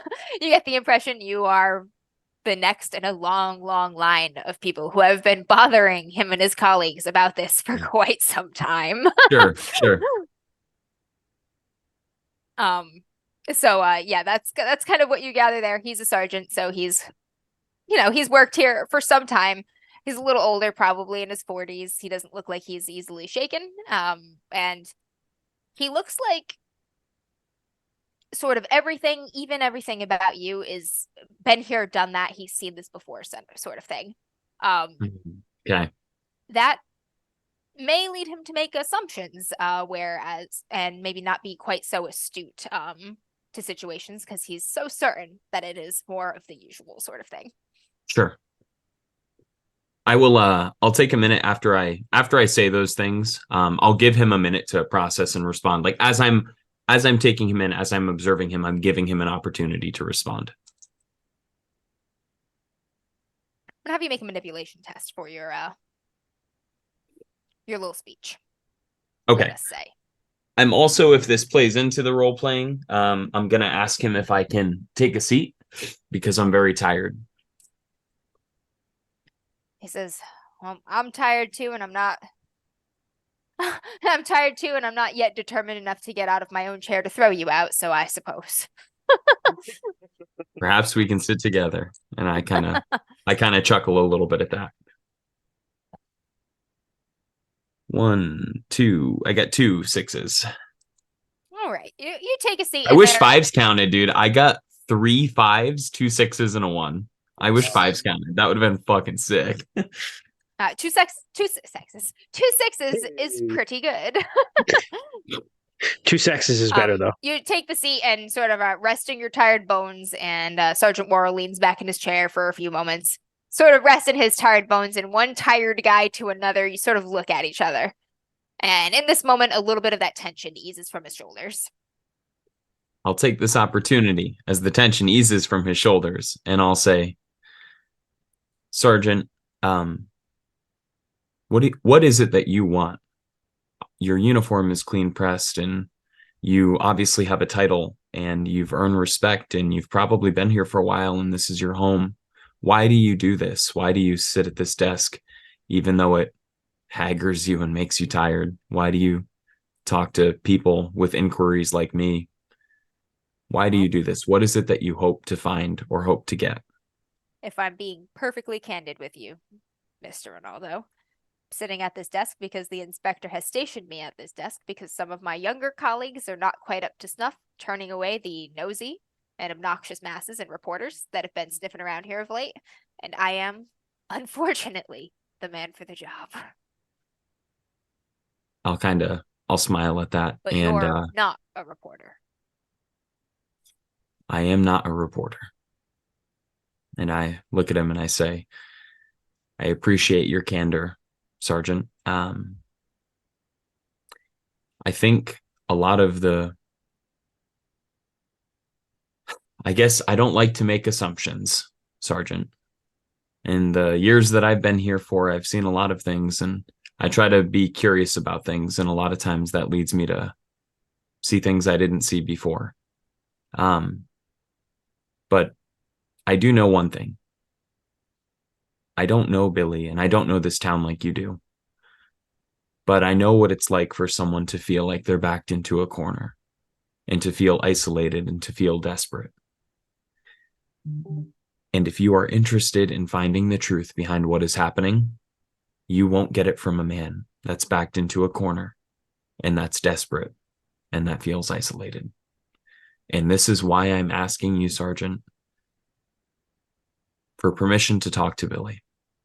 And if you can't grant that permission, I understand. You're doing your job and you're doing it well. But if you can ask the inspector, that's all I can ask of you. And if you can't do those things, Sergeant, I will leave without bothering you further. But I have to try. Sort of lets that request sit in the air for a minute. And you can see the conflict playing out in the muscles of his jaw as he sort of mulls it over. And he says, "You don't know Billy Winchcombe. So why are you here? You're not a reporter. You don't know the kid. So what business is he of yours?" I look at him and I say, Sergeant, honestly, the reason why I'm here is because I know what it's like to be that person that's desperate, that has nobody there to turn to. And if I had been given this opportunity, I think my hand subconsciously goes to the chain around my neck.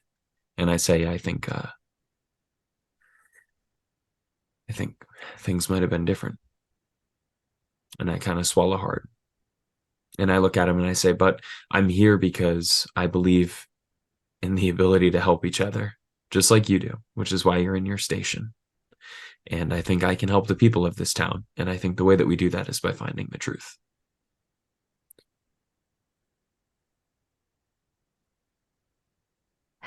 He grabs one of his empty mugs, looks into the bottom of it, and he gets up. And he goes back through a door. Puffing the whole way, like Old man noises. Heard that. old man noises. I look at June while he's gone and I say, no howling now, you hear?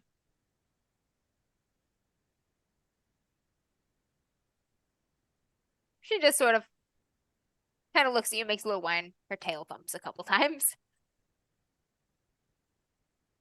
And about 5 minutes later, Jack returns, and behind him is another man. He's a stocky, red-haired man, shorter than Sergeant Jack is. He's got suit, bowler hat, well-groomed mustache. And he comes, kind of strides right around Jack as Jack returns to his post. And just looks at you for a moment. And you can tell you're not what he expected. Whatever he expected, you weren't it. I let him take me in all of my glory. And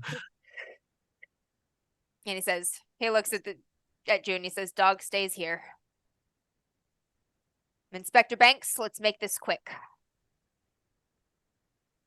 Inspector Banks? Banks. Yep. Robert Banks. Is that the head inspector? Yeah, Yes, this is the that is dude. him. You were Inspector talking to leading him. the case. Okay. We're talking to him. I look at June, I turn around, and I get like on my knees and get in front of her. I mean, she's huge, right? So she's probably face level when I get on my knees. Yeah. But I pat her on the head and I say, it's going to be all right, June. Just stay here.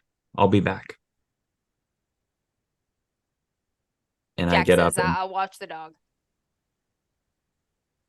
she'll keep you good company, as good as any. And Inspector Banks kind of nods back and leads the way to what appears to be like his office. Down a short little hallway, couple doors in it, and he opens up one of the doors and he's like, "Have a seat, Mr. Ronaldo. I'll take a seat.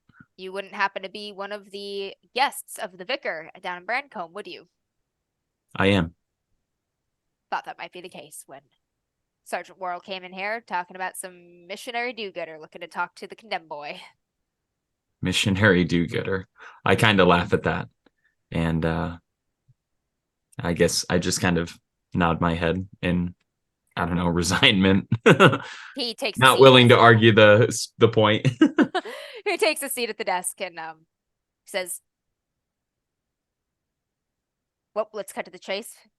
Busy man. There's a lot on my mind, a lot on everybody's minds these days. Young Mr. Winchcombe is being held on some very, very serious charges. Murder, in fact, of a young woman. I'm sure you know this. He does not yet have a trial date set. It'll be at least a week. Until he goes to trial, there's not much can be done. I'm still working on the case, still gathering evidence. I'm still talking to folks. I've got some of my best men out there, boots on the ground, still talking to folks, seeing if anybody's seeing anything else. We're being as thorough as we can. But, in my expert opinion, having done this for many, many years, it is almost always the husband, the boyfriend, the lover.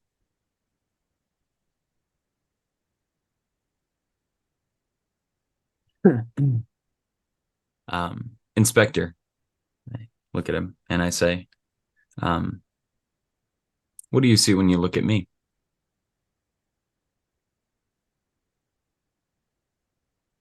Honestly, man hard on his luck. Probably done some hard things with that hard luck.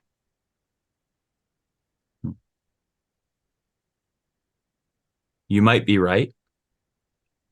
You might not be right. In my experience, Inspector, it's the willingness to be wrong, the willingness to be right. It's the willingness to listen to the truth. And I think that's why you're working so hard. But I don't want to put words in your mouth. So I want to ask you, Inspector, why is it that you're doing what you're doing? Why are you working so hard? It's obviously draining on you and your men. It's a heavy burden to carry. Why do you do the things that you do right now? He looks directly into your eyes and he says, because I have never seen anything like the body of young Miss Daisy Thomas.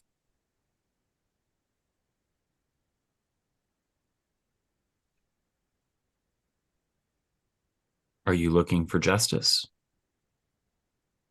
Looking Are to you make sure afraid? this doesn't happen to any more girls. Anyone.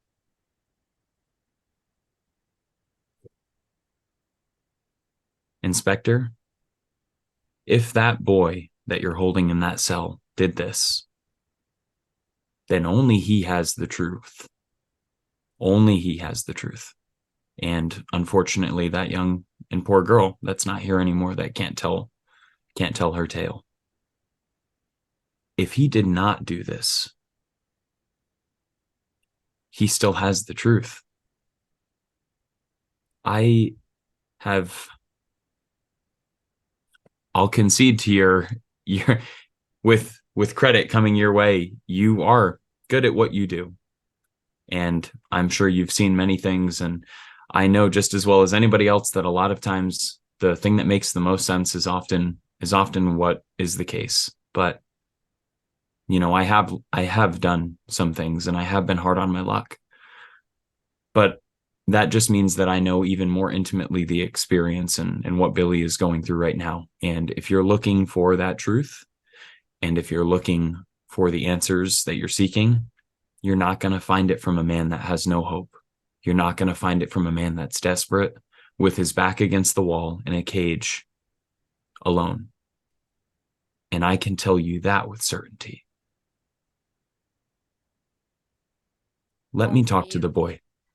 Bold of you to assume that what done this is a man.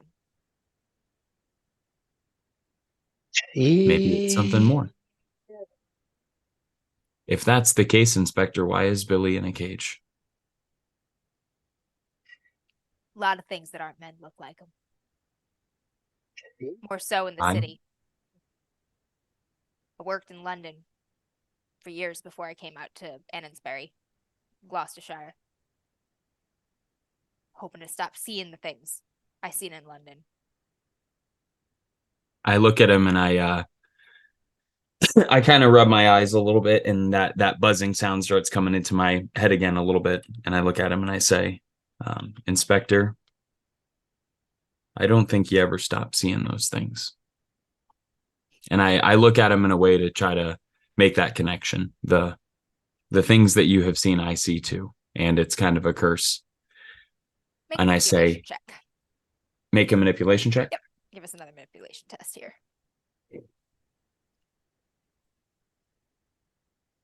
Oh, shit.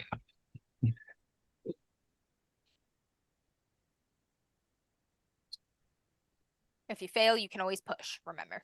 I did fail. I rolled 7 dice. I didn't get any success. So I am going to push right now. You'll take a mental condition. Or physical, right? Nope. This is mental. a It mental has to roll, do so with you would the, choose. With the Okay. skill that you used. And they don't have to be in the order, right? Nope. Nope. They don't have You to get be to in order, choose and one they of don't the have to be three. exactly that either. Like, it doesn't. Those are like kind of like guidelines for it. Like, This you're makes picking a perfect realm sense. of mental discomfort, Right. sort of. This makes perfect sense for the character and also for what I'm pushing for. I'm going to check hopeless because so much is riding on this. Talking because about it's so darkness personal. here, the depth Makes of the sense. human. It's so personal to me. You know, I have been in Yeah. this position before. So if I don't get this, hopelessness, right? Or even if I do get it, hopelessness. Yeah, it's So, weighing upon you. yeah. Yeah, fucking 3 successes, guys. Yeah, buddy. Nice. Worth it. Nice. Totally worth it. Fuck, dude. Wow, He I cannot holds your believe. gaze in that moment. And though you can't quite see behind each other's eyes, you imagine that the own terrible things you've seen, your young daughter's lifeless body in your arms, and others, mirror what the inspector must be seeing behind his own eyes right now. That body of Daisy Thomas, something you can only imagine.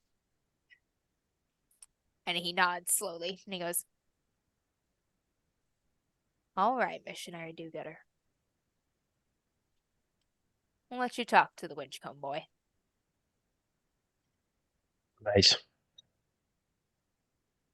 Okay, we can pan to somebody else now. That was I need a outstanding, minute Troy. to complete. That I was- didn't think that I'd was get great, this Troy. That far. was I like didn't that plan was for ripping, this. Troy. That was really, really good, bro. That was didn't really plan great, for Troy. Fantastic.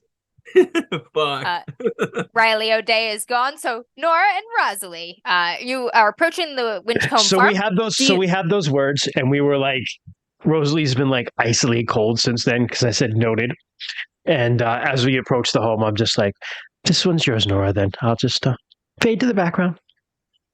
Well, that's not what I'm suggesting either, Rosalie. Simply say that we work together instead of stepping on each other.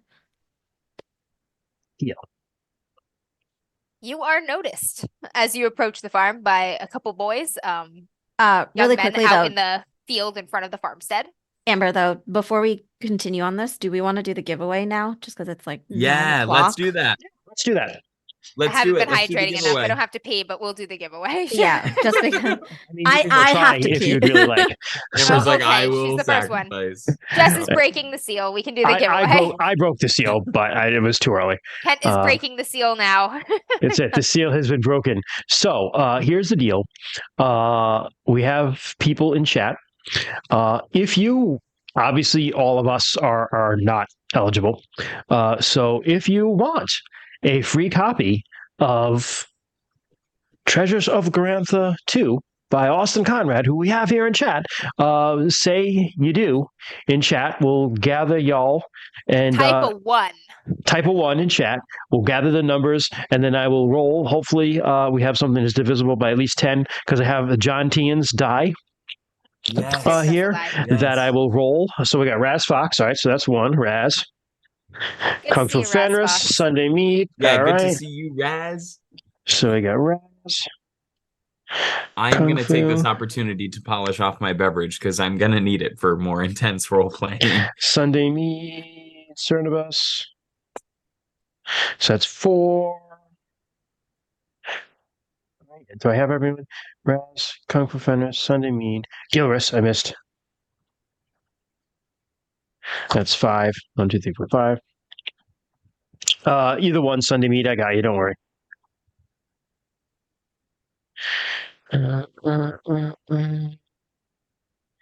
T Bliss, you're ineligible. Get the fuck out of here. So we got Yes. 5. Get the fuck out of here. We got 5 so far, which I can make work with the 20. So who else? Anyone else? Do we have 6? Do we have anyone fucking up the D20? No, 5 is fine because I can just do every 1 to 4, 4 to 8. That's divisible enough.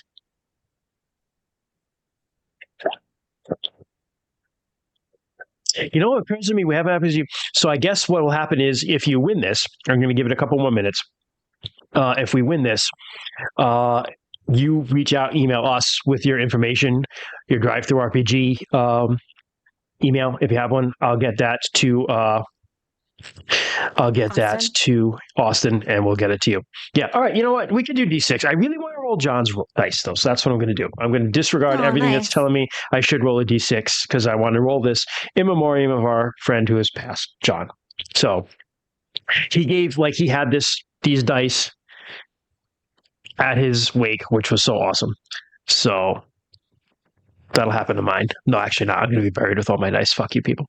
So You're going to be buried in your dice. yes, I'm going to actually have a You're dice kidding. coffin. My sarcophagus will be dice. That's what I want. So Raz Fox is going to be 1 to 4. Kung Fu Fenris is going to be 8 to 12. Oh, nice. Sunday Me 13 to 16. No, I got 5 people. I can't do this. Wait. 1, 2, 3, 4, 5. How am I so stupid? I'm going to do I really wanted to do John's. I'm going to roll it anyway, just because I do. I rolled a 1. 1, 2, 3, 4, 5, then 6, 7, 8, 9, 10, and just count them over again. Yeah. Well, I got 5 people. I can do 1d6, and on the 6, I just re-roll it. That's all. Yeah, exactly. Yeah, that's fine. Yeah. All right. So I rolled a 6, so I got to re-roll it. That's interesting. Put the 6 down and then just roll John's dice into it. It's Kung Fu Fenris. Kung Fu Fenris wins the free copy. Hey. Yes. It was Kung Fu copy. Yeah, winner, we go. So Kung Fu Fenris, what I'm going to ask you to do is email us. Email me at dmsafterdark@gmail.com, and then get me your drive-through RPG email address. I will get that to Austin, and you will get your free copy of Treasures of Glorantha. Congrats. Yes, congrats. Unless congrats, Austin wants to give more than one away, but we discussed one, but I'll leave that up to him. Gosh, you're calling Austin out. We'll give you till the end of the session to think about it. No, it's up to him. But if he wants to give more than one away, you can. But that's the one. So Kung Fu, awesome. So he's going to use it right now in an active campaign. There is a lot of good stuff in it, dude. Trust me. Particularly the vows is really, really cool. Like I cannot wait to use the vows and the breath, which I've talked about a bunch of times. But like Kymrese is just going to take the breath and do like stupid shit with it. Yes. Yeah.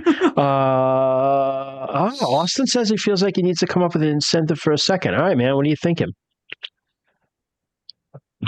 Oh, snap. Austin's still here. That's awesome. Honestly, Kung Fu Fenris is pretty perfect just because they're already in RuneQuest. At gmail.com. Yep. DMsAfterDark@gmail.com. Kung Fu Fenris. I just have to do something stupid in the game. Well, I mean, yes. I'm about to just be my character, so that qualifies. Yes. I love that so much. Honestly, hey, I'm gonna be real with you right now. If that ploy didn't work, I was gonna resort to violence and say, man, what could get me thrown in a cell into with jail? Boy? Yeah, how many cells could they possibly have? Yeah. Maybe assaulting the you just get up and you just drop your pants in front of the inspector, and he's just like, cell just closes. Well, I'm glad this method worked. That was great. Me too, because Ronaldo did not want to actually go rounds with. Yeah, anybody. I know. Honestly, any guy, if anyone could have done it, it would have been Ronaldo, bro. So we'll never know. Old fucking coal mining motherfucker. Have you seen the reel where the big bad evil guy's like, you have no instrument, bard, and then he drops his pants, and then you just hear slap, slap, slap, slap, slap, slap, slap. It's so good. I have to send it to you guys. Yes, and please the music do. going is violent. It's and then it's the barbarian. They're like, it's and the wizard. Everybody's like, oh no. The Five Guys bathroom noises. Yeah. I have to send it to you. It's so fucking funny. The old skin flute. Love it. Shillelagh law. Topic. So, all right. Okay. Giveaway Yes. is done. Right. Let's go Nice. be stupid, Jess. All right, Let's Nora and get Rosalie. stupid. Oh, I'll be stupid. You just do your thing. As you approach I'm the a farm, magician. a couple young men in I'm the a field magician. take note of your approach. Put down their various farming implements and whatnot, and they like head over towards the road, the fence at the end of the cropland they were working Hello there. to see what's going on. As you get closer, you see these are very young men. They are teenagers. These must be the chillins, the boys. I was gonna say, They're are like, you? Yeah. Perhaps are Morning? you the Winchcombe boys? Yeah, I'm Tom, and this is my brother. Oh my God, there's so Martin. many Toms. Holy There's crap! 2 Toms. Yeah. I'm Tom, and this is my brother Martin. Nice to meet you. I'm Nora. This is Rosalie. We're friends of Edgar Longby. He had sent for us. We were hoping to speak to your parents. Or Friends of the Reverend yes. Crap. Tom and who? Tom and Martin. Martin. Thank you. Yeah, I think Pa's out back in the farm, and Ma's probably round in the garden. We'll go. I'll go. And the older one's like, go find Pa. He's like, okay, I'll go get Pa. Bring him to the house. The older boy, Martin, is like, come with me, Mrs. We can get you a glass of water or some tea. Oh, that's so kind. Thank you. Thank you. And he kind of pulls off some kind of rough work gloves and leaves him on the fence and leads you toward the farmstead. The younger boy is like off jogging toward the farm in the distance, the barn in the distance. We're so sorry to hear about what happened. We're hoping we can offer some help. See your brother goes free. Billy didn't do nothing, and anybody who says so is a liar. Sorry, he's just a southerner. I'm sorry, Yeah. Amber. I know, It's and just then I'm like just a rural southerner. Alabama. He's like, Have you ever Billy- had yourself some sweet potato pie? can't. You're in the Alabama, the UK. I just, oh God. Time so for like some eggs sweet eggs potato count as pie. chickens here. Yeah. Never mind. Yeah. A little political commentary. Fuck, No, I'm so bad at accents, everybody. My sincerest apologies. No, you're doing great, it's Amber. good. You're doing You're doing really good. great, I'm Amber. sorry, it's Fucking just- trying, bro. Yeah, you're doing great, Hey, Amber. no sense. I mean, Christian's evil guys were German. I mean, that's just. literally Christian's default accent. He I am hides it. also German He's a and lich. evil, so it's like it He is a fits. lich. Fair. Yes. Fair. Like when people are surprised Hugh Laurie's British, it's the same shit. He leads you to the farmstead.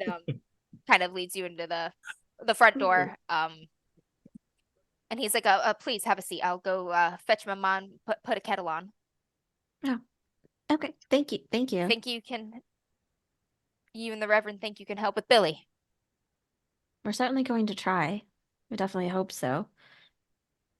A lot of people seem to think that he didn't do it, and I think we're amongst them as we hear more. It seemed to be some kind of animal, not anything a human could do. That's what we think too. Yeah. I'll go fetch Ma. And Thank he you. kind of hurries that back, and he leaves you alone in his kitchen for a little while. It's a nice kitchen. You can tell that like a family lives here. There's a lot of knitted and quilted like little placemats and things. There's some whittled toys, some kind of hand built pottery here and there. An assortment of pans and cooking utensils hanging above the oven. There's some fresh flowers in a vase on the windowsill. It's cozy. It's homey. The dining table is big. Chairs cluttered all around it for a family of Jesus. 6. 6. 6. Yeah. Yeah. But it seems, it's rustic. Just about everything here is handmade. But it's nice. It's homey. Takes 2 minutes before Martin is back with a woman in tow. She sort of steps in. Her hair is in a very messy bun, dark hair, curly. Bits of it are escaping. She's got a apron on, smudged with some dirt. She's obviously been working in the garden this morning. Hmm. And she says, pardon the appearance of everything. I wasn't expecting visitors. And she goes to the stove and quickly sets a kettle on.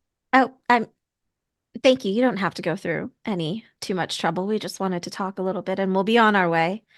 No, please, any friend of the Reverend is a friend of ours. I'm Matilda. Nice to meet you, Matilda. I'm Nora. Rosalie. Nora. Rosalie, right. You're friends of the Reverend. Martin said that you think you can help get Billy out of jail?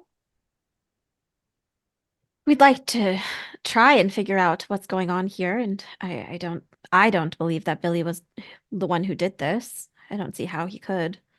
He didn't. Anybody who's known him for more than a week would tell you that he would never do such a thing. All my boys are good boys. And your little girl. Yes, well, don't know where she's off to right now, but she's a daisy. No.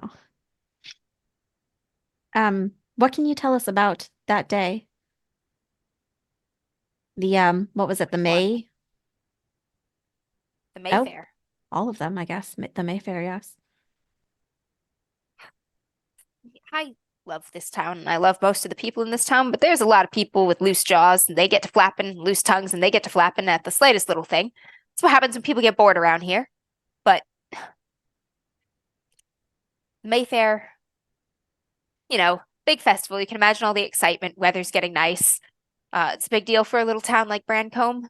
It's lots of dancing and eating and just celebrating the easy times ahead before, things get harder for the winter. Billy goes to the Mayfair with his sweetheart Daisy every year. And this year was supposed to be the same, but his cousin was in from out of town and he was doing his duty escorting her to the Mayfair. And I don't know. It seems like Daisy had a misunderstanding and got upset and sort of ran off before anybody could clear it up. And then everybody in the town started gossiping. Like, nobody's ever had a cousin from out of town come and visit. Suddenly, Jenny is some harlot mistress from who knows where. And there's all of this just nonsense going on. They're kids. They're all kids. They're sweet kids. It was nothing like that. I just wish Daisy had never run off. If she'd stayed around for even 10 more minutes, it would have been so easy to clear up. But that's the last time anybody saw her. Alive. And then what happened? Well, the whole village went out looking for her when she didn't come home that night. They didn't find her. And the next day, more organized, folks went out in different directions, covered different plots of land, different farmsteads and whatnot. David and all my boys, Billy included, went out searching too. They searched for 3 days. And, well, I heard she was found by old Meg's Holt. And, I heard it was terrible. That's what I've heard as well. But Billy was around the whole time. Dozens and dozens of folks saw him at the Mayfair. He stayed with Jenny after she ran off. He didn't follow her. That's what we told that bloody inspector and all of his constables that come nosing around here. That's what we've told him. That's what others have told him. The neighbors, hell, even friends of the Thomases. Told him all the same. Everybody's seen him. Yeah. The inspector doesn't seem to care. He doesn't want to hear any of it. He Yeah, just wants his man behind bars. The inspector thinks he has his guy. So he can move on to pushing more pencils around or whatever it is that brings him joy. People are saying Billy's gonna hang.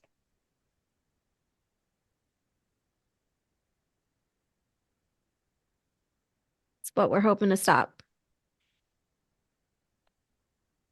I don't know what I don't know what you think you can do or prove, but if there's anything you need. Have you folks experienced any of the strange animal attacks around here? Or the cold that's been kind of blowing through that we've been hearing about? Yeah, there've been some sheep killed Did you have any of that here? in the northern pasture. Oh yes. A couple of our neighbors too. It's been happening every night or two. Every night or two? That frequently? Different farms. They only killed 2 of ours, but they hit the neighbors 2 nights later. Them. I don't know. I know it's not Billy.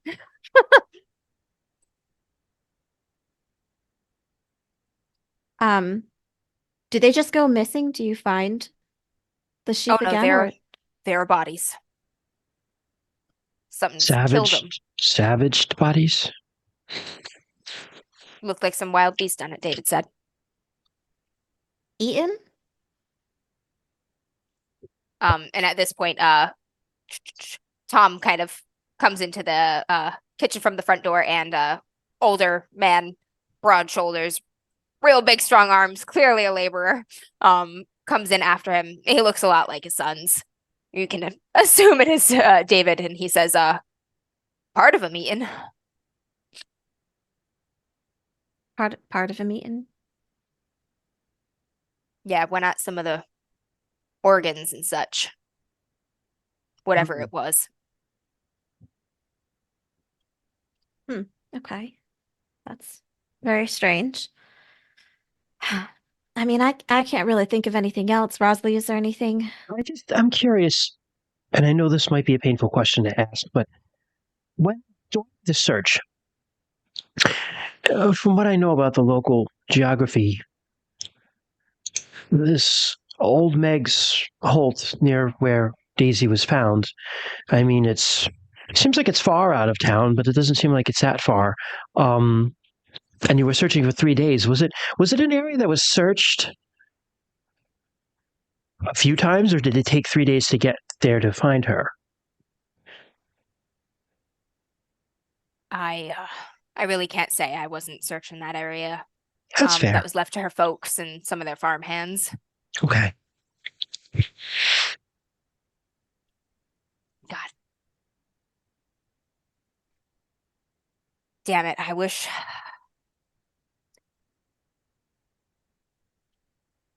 Fred was a friend for a long time, and then I don't wish what happened to his poor girl on anyone, but I do wish Fred had spoken up a little bit louder when they hauled my boy away.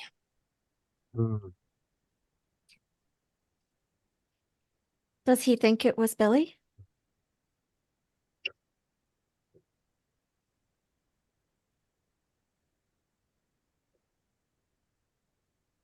Grieving man will think anything that'll bring his heart a little bit of peace, I suppose.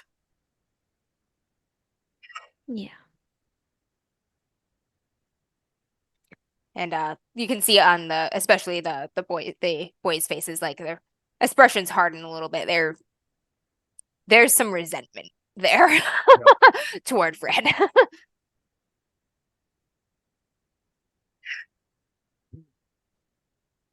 You some kind of investigators. Yeah, we're from London. We look into some things that can't be explained, usually. I mean, we try to explain them.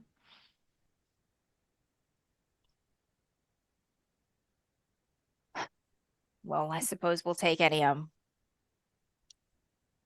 folks with an open mind at this point. Seems like the sheriff and all his folks have made up their mind. One of our friends has gone to try to speak to them again. He's very I hope they have persuasive. some luck talking sense. When talk doesn't settle things around here, folks resort to other means. I'm not gonna let my boy hang for something he didn't do, you hear? I do. I do. None of us will stand for it. This village will not stand for it. Well, it's good to know Billy still has people on his side. Out here, family's all you got. That sounds nice. Sometimes it is. Well, we won't take up too much of your time. Thank you for the information. Bosley, you didn't have anything else, did you? I do not know. Okay. Well, we won't take up too much of your time. We'll head out and we'll let you know if we find anything. And I'll just, as we stand, take particularly the mom's hands and be like, just say to her, we will do everything in our power. And I'll look at David and I'll look at her to make sure that nothing bad happens to your boy. It's been enough death. There has. She nods and gives your hand like a little squeeze. Yeah. Hey, hand squeezing. All right.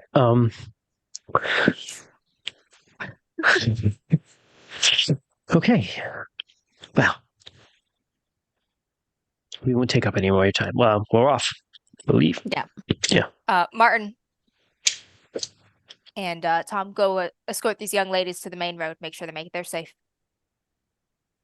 Yes, pal. And the boys sort of head off with you to walk down like the sort of long farm drive back to the main road where you're like in sight of the village. They kind of trudge along. They're quiet, a little bit awkward. Hmm. You can tell they're sort of in their heads a bit. Their demeanor's pretty grim.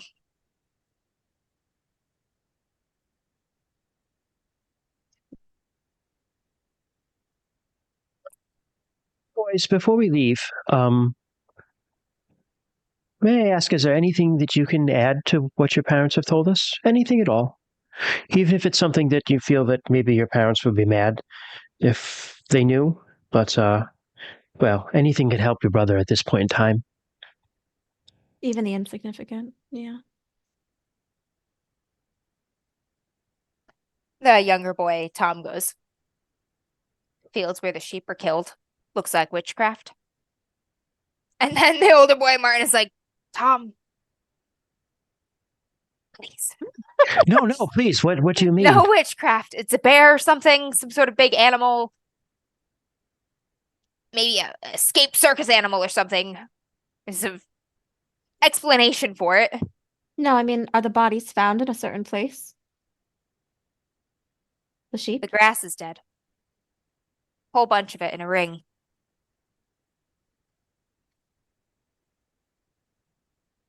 Are these new? It happened at the other farms too, where the other sheep are killed.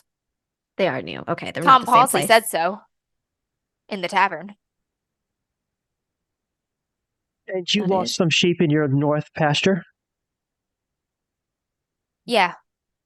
Martin's like, you folks are real scared, is all. Everybody's got some sort of old wives' tale or other about witches or the devil, and it's none of that, though. We're all good, God-fearing folk. I'm sure you are. There's no witches in Brancombe. Still, There's no witches though- anywhere because witches ain't real. And he sort of like glares at his little brother. Well, I think I would. I don't look at Rosalie. Look at Nora and be like, I think it would be interesting to see. I know the sheep have probably been laid to rest, but just see the area where it happened. Yeah, I mean, something killed the grass. A little voice at this point calls out from behind you guys a ways, like behind like a tree or a fence post or something. Daisy believed in witches. Daisy believed in witches? And get back to the house. You're supposed to be with mom helping her in the garden. And the older boy Martin like turns around and there's a little girl kind of peeking out from behind a fence post. And he's like, get back to the house right now. No. It's okay. I'd like to hear more. He's like, no. She's not supposed to be talking to strangers or bothering adults on important business or none of that. Go make flower crowns for the festival. Get Like back to work, you child slave. Well, it's not a bother, but it would be interesting And she to just know. sort of like gets like this mean little pout. Like when she's just like, you're not the boss of me. It would be I- curious to hear what Daisy might have thought. Go ahead, Rosalie. No, that's just what I was going to say. I ain't saying that I believe in witches. I'm just saying Daisy believed in witches. When you say that, Daisy was always talking about the witch stone, the big rock by old Meg's Holt, old Meg. Mm-hmm. What'd you say Said that about she it? was a witch. The stone was a witch. Got turned into a stone by Saint Bjorn. And Martin's like, yep, Saint Bjorn, whose festival is the old coming up and legend, you're supposed yep. to be making flower crowns for. Do And you she's know? like, I can make flower crowns faster than anybody else. I'll get all the flower crowns done. I can talk to the pretty ladies. thank you, dear. Do you know, now, that the stone, is that close to Daisy's property? Because they're the Thomas farm, right? She's like, it's Yes. it's by their farm on the big hill. Interesting. Everybody And knows it. did Daisy used to visit it or just talked about it? Daisy used to visit it. Yeah, she used to say that it wasn't scary. We don't really go there because, witches are bad luck Scary. and all. Of course, yes. Did Very You know, bad wander luck. in the Daisy- countryside if your hands get idle to do the devil's work. Indeed. He's like, flower crowns keep hands from being idle. And he goes over and he looks at Planner. It's completely empty. Yeah, Indeed. Martin like kind of makes a grab for her, and she like jukes out of the way. I love this kid. I know, she's great. Little kids are always the best RPG characters. So, well, thank you very much. I think Well- that's important information, don't you? It is. I agree. Did Daisy ever say why she thought the rock was a witch, other than the legends? Daisy used to say that witches were just women that wouldn't let men tell them what to do. And that old Meg was one of those ladies, and that she was actually kind of cool and wasn't in league with the devil and all that, and just had an independent mind. An Is independent what she used to mind. say. She doesn't sound that bad, does she, Nora? No, she does not. But Oh she's God, dead. I agree with her. Down with the patriarchy. But she is dead now. Yeah. And the feast of Saint Bjorn, when is that? Oh, it's on Sunday. What day is Sunday's today? like 3 days. Oh, okay. We have 3 days We'll to all be solve dead this, by then. guys. We have 3 days to solve this, or the shit is going to hit the absolute Yeah. fucking fan. Yeah. Exactly. We'll all be dead by then. It's fine. Maybe. All right, Anne. Thank you. You've been very helpful for the investigators from London. Yes, thank you, Anne. She's like, okay, if you have any more questions, come and ask me. Here, dear, I want you to have something. And I looking through my sketch pad for one of my lesser scandalous pictures, and I'm actually going to give her Anything child appropriate. yeah, which is few and far between. So what I wind up having to do is I have a very inappropriate one. I'm not letting the boys see this stuff, and I just kind of like tear the edge off of one where it's just like a little fairy, and I like fold it up like, this is for Aw. you, dear. She's like, Thank you. I know these. This is the goodly folk. They dance around the hills and the barrows That they do. under the full moon. That they do. Never That they supposed to do. go there under the full moon. If you catch them dancing, you'll get sucked in, I've know a thing or two about dancing myself, yes. So I want you to keep that. Thank Martin's you like, so those much. are just stories for children, which you are. He's like, they're not actually true. He's like, there's a Christian God. Loads into Wicker Man. Yeah. Looks sidelong at the boobies on the fairy picture. Yeah, He's yeah. like, thank the nice lady for the gift. Thank you, nice lady. He's like, Welcome, dear. and now you go run along to mom and the flower crowns right now. It's like that I don't have to tell her that you were interrupting us talking. And she just kind of looks at him again like, She like runs off. Aw, she's a delight. Reminds me a little bit of myself. Oh dear. Not even at that age, just myself. Oh dear. Just right now. Well, I like this Found the little leader of girl. our rebellion. Oh, Jess, wow. Martin's like, sorry about that. That's Anne. She's No, she's lovely. She's a delight. Yes, she's lovely. she is. I think she misses Billy. I'm sure you all do. You got him out of jail, all right? We're gonna Do try. our best. Getting real sick of doing his chores. We'll tell him that one if we ever see him. All right. Well, stick together and be safe. We will, thank you. Thank you, you too. And it's sort of take a couple steps backwards, give you a little wave, and We'll head off down the road. Once we're out of earshot of them, I Lovely. think that I'm starting to get a little bit of an idea, at least, of what could have happened. At least from Daisy's point of view. There's a misunderstanding with her boyfriend. He's with a girl that it's curious that she wouldn't know that his cousin was coming into town. But be that as it may, she could have even just gotten upset with other people beginning to tell tales. Mhm. She goes to the Witchstone. I think what we need to find out is how much she believed in these things or was caught up in them. Maybe she was going to the Witchstone to ask for something. Maybe. And maybe she Maybe. got an answer she didn't want. Maybe. That doesn't feel quite right, though. She definitely was upset and ran there, though. Yes, I agree. I agree with that much. She So definitely went there. I think it's important we do get there eventually, but I don't think only the two of us should go. No, I agree. And I think you're right along the right lines. Like the Stonehenge is close to the Thomas's farm. It's curious that it took 3 days to find her. Well, sometimes that's why I asked that question about if they had searched that area. I'd still like to know that answer because sometimes people show up in places they're not supposed to be, or in times, well, sometimes Yeah. they disappear for a while. Yeah. And Well, they show up when you least expect them. Should we head back or should we wait for Riley to kind of meet us here? He was still in town, right? Riley's still in town. Was the plan that he was going to join us eventually?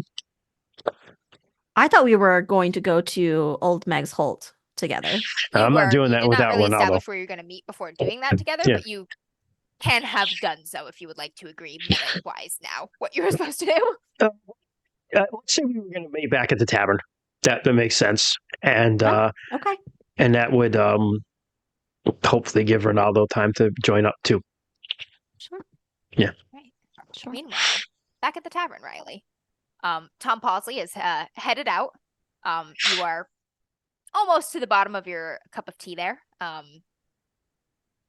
No one else has come in during breakfast time, just the barkeep who's kind of keeping you company all on his own right now, and the old man by the fire, just nursing that mug of whatever he's drinking this early in the morning.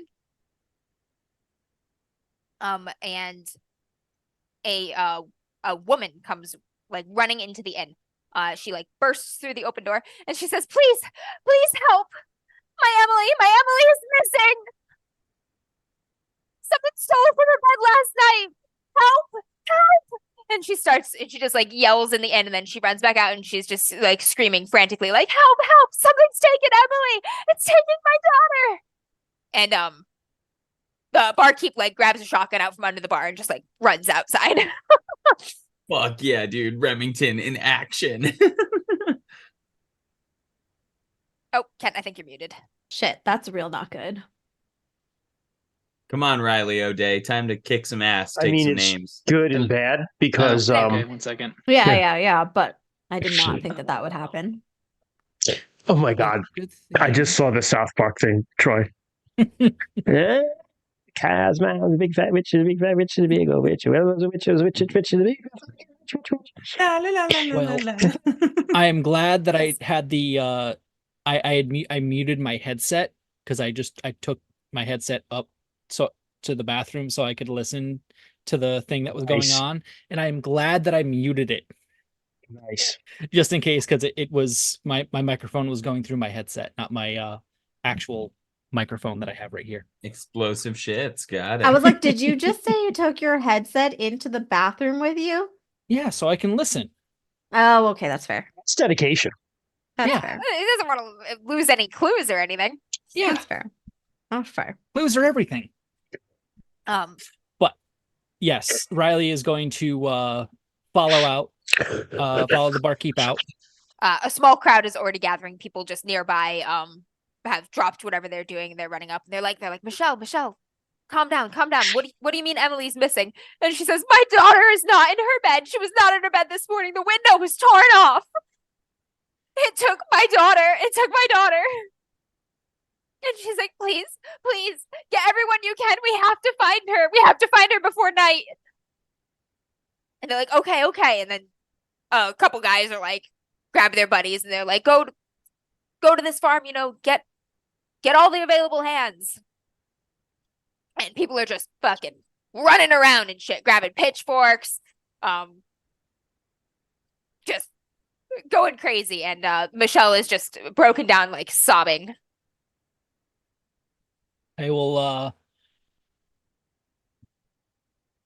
I will go over to her and just like I will ask is like, can you show me your home? I know they're off to search, but maybe I can, and I know I should have no right being an outsider to this community, but Please help find my daughter.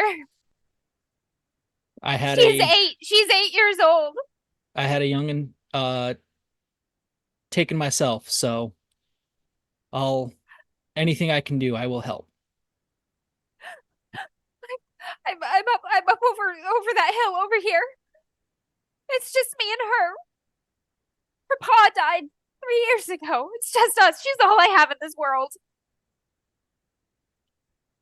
Albert is like Gaffer, the inn is yours.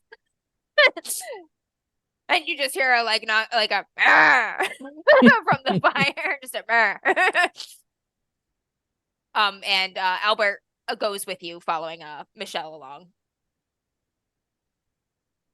Michelle just starts running. I'll make my way to her home to see. I'll definitely. Along the way, a couple other townsfolk sort of fall in with you with the mob. Mm-hmm. One of them is Tom Pawsley. He just sort of comes out of nowhere and he falls in with the crowd, heading to her farm.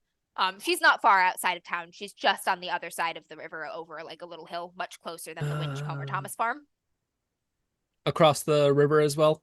Yep, it is across the river. It's on the northern side of that little Spore River. Okay. So yeah. Like underneath the Thomas farm? Yeah, see that like circle hill that's underneath the Thomas farm? It's like on the southern side of that circle. Okay. Is where her little farmstead is. This is a small farmstead. Yes. Do we see this happening, Amber, like as we're making our way back to town? You know what? Yeah, they would have walked you at least all the way to the intersection and you would have made it across the river up there. So you certainly see a group of people, little bit far to make out that they're all armed and stuff, but they're holding things. And they are kind of heading up the road and then diverging from the road, heading toward one of the little farmsteads in a cluster, in a hurry. There is a ruckus. ruckus. Going on, yes. We'd better hurry. We'll pick up our pace and head in there. Yeah. All right, you probably managed to catch up with the crowd that is headed toward Michelle's little farmstead about as they're arriving there. So you sort of come running up the dirt path and you pick out Riley among the crowd of just armed villagers, the hysterical mother crying, and she runs like right around to the backside of the house where sure enough, though, a window has been like torn completely out of the frame. The wood is all splintered. The shutters are torn clear off. They're just discarded on the ground. A curtain is just sort of blowing listlessly in the breeze. And she says, like, I talked to her in at night. She always sleeps soundly. She's such a good girl. And then in the morning when I called her for breakfast, she didn't come. And I went in and she wasn't in her bed. And I found the window like this. And she's gone. She's gone. And they're like, one of the women in the crowd sort of like goes over to Michelle and they're like, please, like, come inside, sit down. We're going to find your daughter. Everybody's going to start looking. Tom's a good tracker. He's going to find her. And the men folk start, they've all trampled all over everything, and then they sort of realize it, and they're like, oh, shit. And then they sort of back away from the window and start walking with more intention around looking for tracks at this point. Riley would, before everyone starts gathering around this window, like he would definitely he would try and be like, hey, we'll hold up, like skills. Whoa, don't crowd it. Yep. Sort of thing. They'll hold up a large degree of the trampling at that point. In time for you to see some evidence there by the window, if you would so like to make. Yes, I would indeed. Is that investigation, Amber? That is investigation, yes. Of course, make a force check. Can't physically force them out of the way. I'm going to just try to observe like the window frame itself to see if they're like claw marks. Look for any claw marks. Yeah. Rosalie just Riley sort of intentionally looking around disregards the frame and the dirt and stuff for tracks and things, and you just sort of sidle off toward one of the discarded shutters and pieces of the windows and start looking at it. No check needed on the wooden shutters. There's like two distinct places where they're like completely crushed through, like hand-sized chunks are kind of broken. Hand-sized? Like human hand-sized? Like if you were to... Yeah, I understand. If you were big and you were to grab the window, like that would be a place that somebody who is larger than yourself would comfortably put their hands to pull. It was the old man at the jail. They are not cold. Okay. You do notice, actually, while looking for it though, you'll notice that there are some like flowers underneath the window there, like in the little like kind of garden bed, and they're all sort of drooped over. Mm-hmm. Oh, interesting. Riley, how'd you do? I got one success, and very much so. If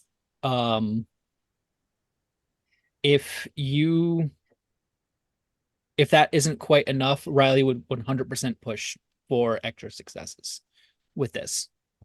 That's enough. So there are some tracks in the soft kind of garden bed soil underneath the window. They are quite large. They are not like any animal tracks you've ever seen before. They look like bare human feet almost, except there's big indentations where like claws would be near the toes. It's really freaking weird looking. At first you see like the big claw marks and you're like, bear. And then you look like the narrowness and the sort of like length of the track and you're like, person.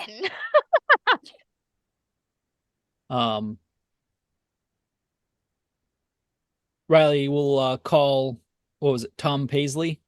Tom Pawsley. Pawsley. That was the hunter, right? Over the one that he was kind of identified in the group as a tracker, the one that I assume was the one that came into the... Who brought the game. The one that came in with the bag full of game. Yep. He's going to wave him over and be like, hey, what do you think of these? He comes over and he looks at them for a moment and he just goes still and he says, it's just like at the farms with the sheep.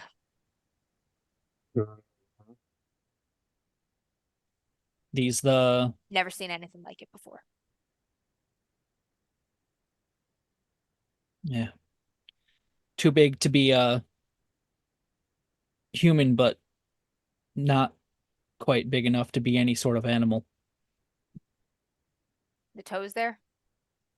Those are claws or something meant to look like them. Mm-hmm. But I don't think I've ever seen any. Now, most animals are either four clawed? Yeah, any predatory animal in this area, even the ones that have been extinct for hundreds of years due to hunting, would be four-legged animals. I meant like toes, claws. Yeah, toes. Toes. Yes. So yeah, like because the only thing that would conceivably bears have five. Bears do have four. Bears. I think bears. They have 4 claws though, and like they have like a little like back thing, kind of like But like if you look at their prints, there you like go. that, yeah, that's 5. It's 5, really? yeah. I was like bears have 5. Okay. Bears have I'm 5. wrong. Bears I have thought there was 5. 4. Bears. Okay. Bears don't have too.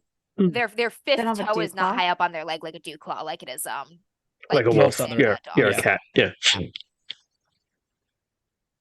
But yeah, it is a 5-digited track with 5 claws. You're like bear, person foot. It's just like anytime like Riley could have ever seen a bear, like this is way too narrow to be a bear. It is way too narrow, indeed. Way too long. We need Locke, Jess. Oh yeah, bear facts. Well,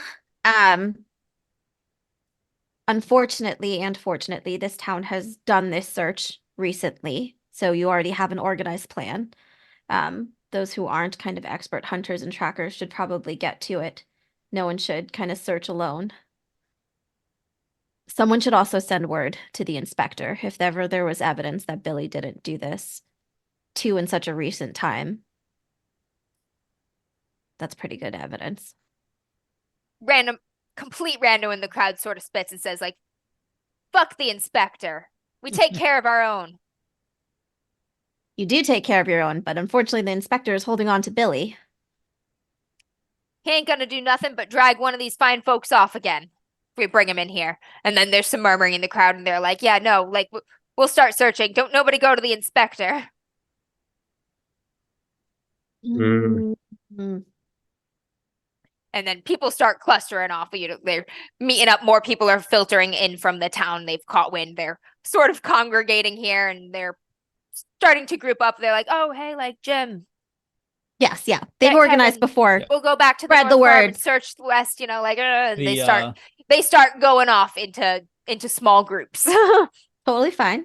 Go ahead.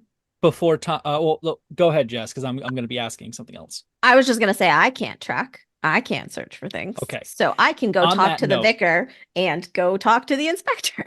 On that note, go ahead. Riley was going to kind of confer with Tom and kind of see it's like, oh, where do you think these tracks are headed off to? Which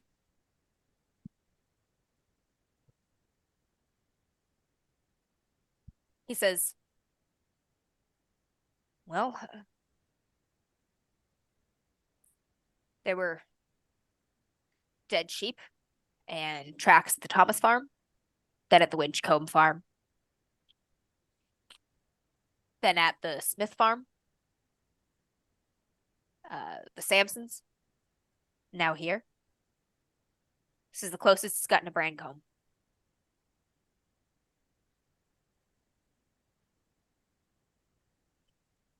But where are they going from here? Like, which, if we can find some more, yes. If we can find. So the track, he sort of moves away from the folks and does like a perimeter, starts picking around if anybody wants to make investigation checks too, to also like pick up the trail in a I will help with cleaner area. You may do so. Yeah, Rosalie's not doing that. 3 successes. Nice. Hell yeah. This is the game where Kent is a successful hunter.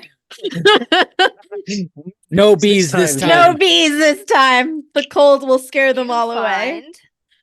We've got something here. Hello. Second.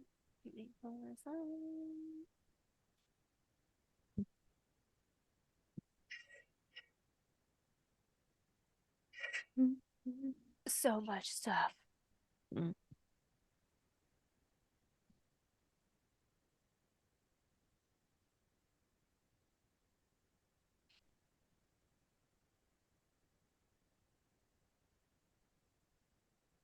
You pick up, so the trail is strangely broken. Like the ground is pretty soft, and should hold tracks relatively easily, especially with such large claws, but they're very intermittently found. And you do manage, as you're kind of making a wider radius with Tom outside of the area, you pick up a couple of the strange clawed tracks again. They're heading sort of northeastish away from Michelle's little farmstead. Mm-hmm. And if you go ahead a ways, you pick up like a couple more, like a partial. They're very sparse though. It's not an easy trail to follow, and it takes like a lot of combing back and forth. They don't make sense. They're not falling in like an easy rhyme or reason. There's not really like much of a stride to it. It looks like the tracks kind of appear when the creature stops, maybe for a while, almost. But you definitely find at least a couple of the tracks, and the toes are pointed in that sort of northeastern direction. Nora, what are you doing? Because I'm going to say like Rosalie has kind of since there's the announcement of a missing little girl in the search, she's like oddly been very quiet and kind of disassociated. So she will just pretty much mutely go along with whatever you do. I mean, my plan was probably to go to the victor and probably go talk to the inspector to let him know that some sort of creature has taken a little girl. Like the creature attacks that were attacking the sheep, it's one thing for him to write that off, but if another girl has been taken. Yeah, I agree. Yeah, I think that was kind of what I was thinking anyway. But yeah, I mean, if you go do that, Rosalie will just agree and go with you. Yeah, I'm probably going to stop by and send word to the vicar first, and then try and head into town. Could possibly get his horse and carriage to take us. Yeah. I was just going to say, I don't remember whose wagon it was, but if I'm pretty sure it was his. But yeah, Rosalie will just be like, a couple times as you're like walking there, she'll like kind of stops and like looks off in the distance at the search party, as you can see in the distance. And she seems very like out of it for now. Are you okay, Riley? Do you need anything before we head out? Oh, thank you, dear. No, Riley. I was just going to say. Thanks for asking as you step in front of Riley. Fuck. Riley. Yeah, sorry. No, sorry. I was just all these are names: Riley, Rosalie, Ronaldo. God damn it. Rosalie totally would be like, I'm fine, even though you're talking to someone else, though. Yeah. But yeah. Perfect.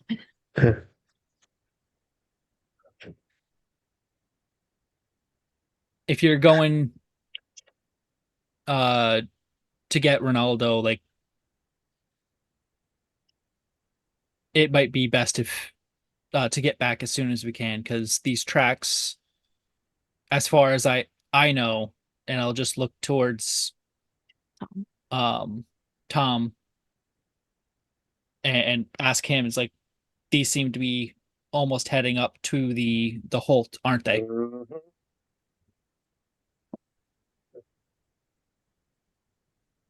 That looks it, unless it changes direction.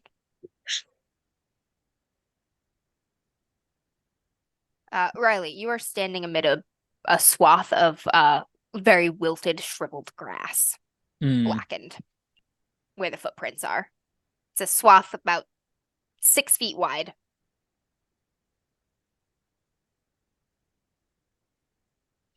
And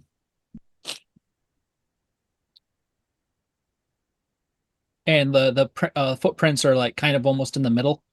Yep.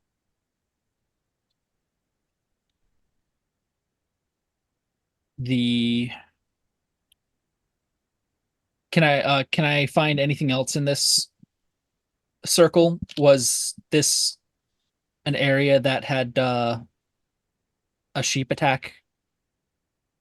This is still near Michelle's like farmstead. She doesn't keep livestock. Okay. And so this is the closest attack to Brancombe, so there haven't been any sheep attacks in this area.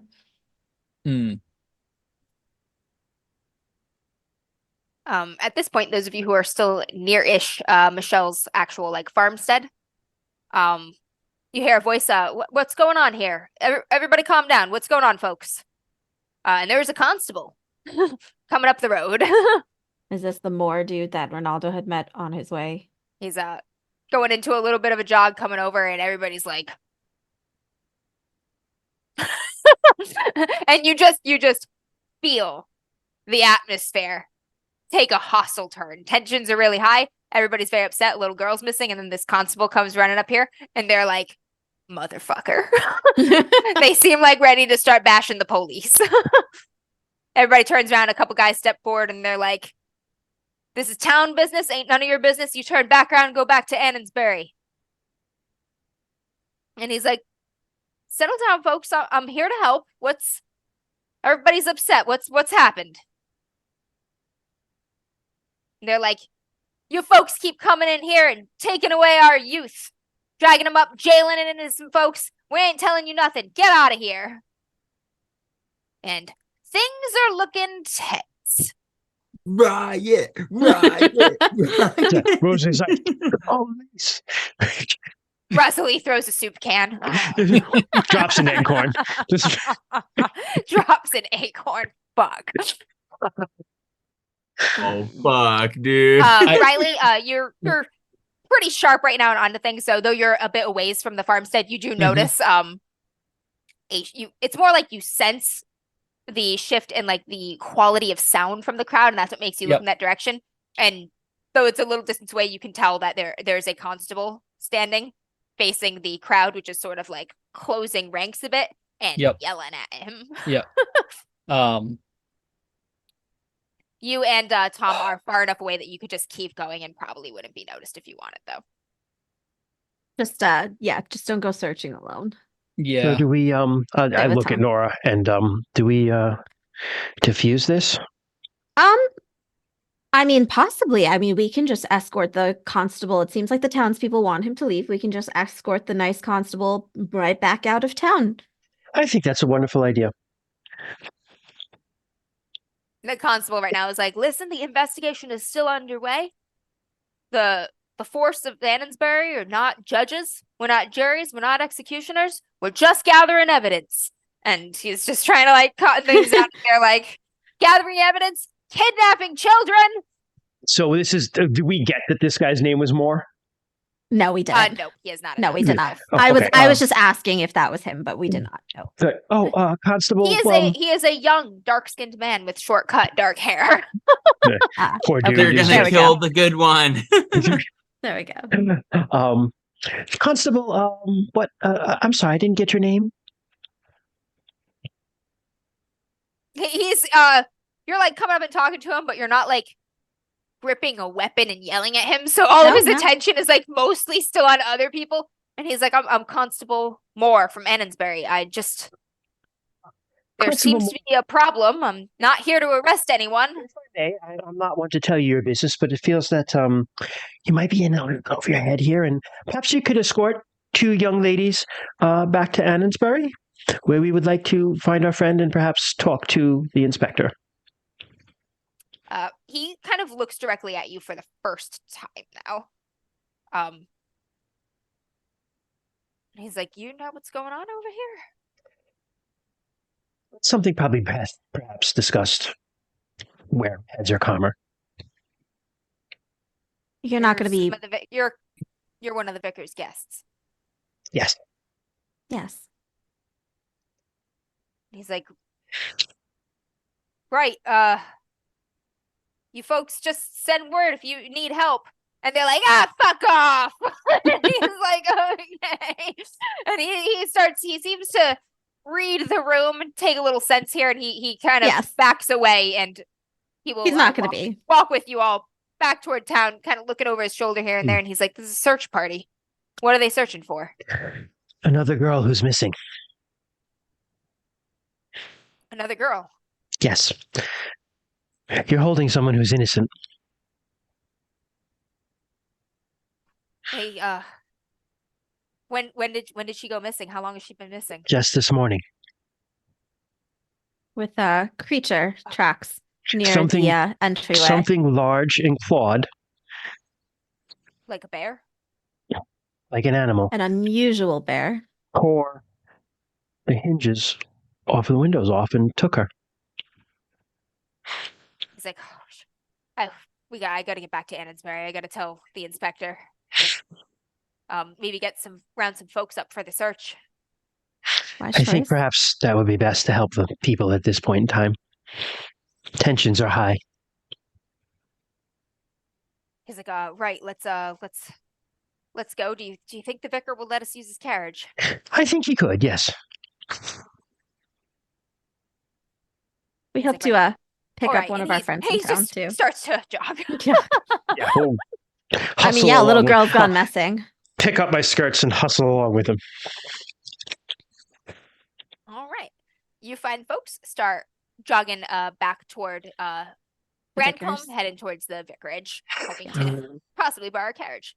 Riley, you have a choice. Where are you headed? I think against his better judgment, or the better judgment, Riley would, if Tom Pausley would allow, he would help him try to find more tracks to see if we can find this little girl any faster. All right. You and Tom start heading off toward Old Meg's Holt. Keeping a Oh. weather eye as you go. Your journey's made a little And bit easier Riley's by the dead. fact that Yep. the tracks, though very sparse and intermittent, are always framed by swaths of dead vegetation or dying vegetation. At first, it's patches of wilted grass here and there, and then that stops for some time until you start up the hill to the Holt itself, and there's a swath of blackened grass upon the hill. It's dry to the touch. It's been dead for days, as Ooh. opposed to the wilted swaths that look like they were flash killed recently that you have been seeing before. Tom Pausley is quiet. He's a quiet man, looking around, always looking at things, everything. He's getting more and more nervous as you get closer and closer to the Holt. You can just read it in his body, in the tension in the nerves of him. And as you kind of start partway up the base there, he sort of stops and he says, "That's where Daisy was found, up there." Do you know if or was the grass like this when she was found? I wasn't among the ones who found her. I haven't been this way myself since.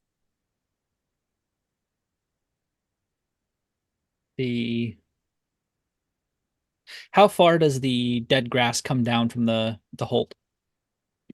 There's a swath of dead grass down from the Holt that is like burning a path down the side of it all the way to the bottom. Like a carpet of death that has been rolled out from the top of the Holt. Just kind of like a path that's about 6 feet wide. Yeah. About as wide as a man is tall. And we're not quite to that path yet, right? Nope, you're looking at it. You're at the base and you're kind of looking at it. You're not heading like straight up the path. You just kind of see it going down Mm-hmm. kind of side face to you guys. Okay.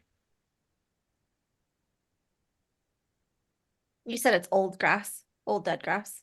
Yes, this grass is it's like black. It's like completely dead. The other patches that Riley had been noticing they're darker. They're like shocked and wilted. Like they flash froze? Haven't turned black yet. Yeah. Yeah, they're more like that brown. Yep. Yeah, like the dark green of like, fuck, I'm dead. I've like all Okay, my cell vessels have burst suddenly, but I haven't yet Gotcha. lost my color. All my Um, cell vessels, all my cells have burst. Fuck. Cell vessels. I mean, they are. That Yeah. still works. the Riley, do you think there's another dead girl up there?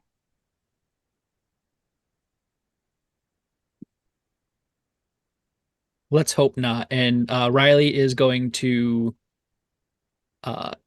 Riley does have a revolver that he does keep on him. He's going to pull that out and he's going to start up that path. Fuck yeah. Tom Ken. swings You're the like hunting rifle off. It's not anything impressive. It's for small game, but he swings it off his shoulder. surprised. And you head up the hill to the Holt. Along the way, are there tracks along this blackened path?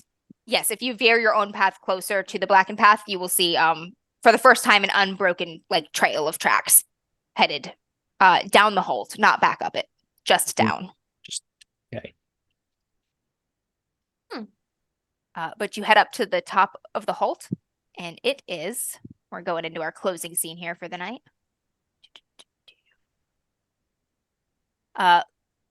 You're at near the top of the hill. There's like a little kind of level area before the very top of the hill.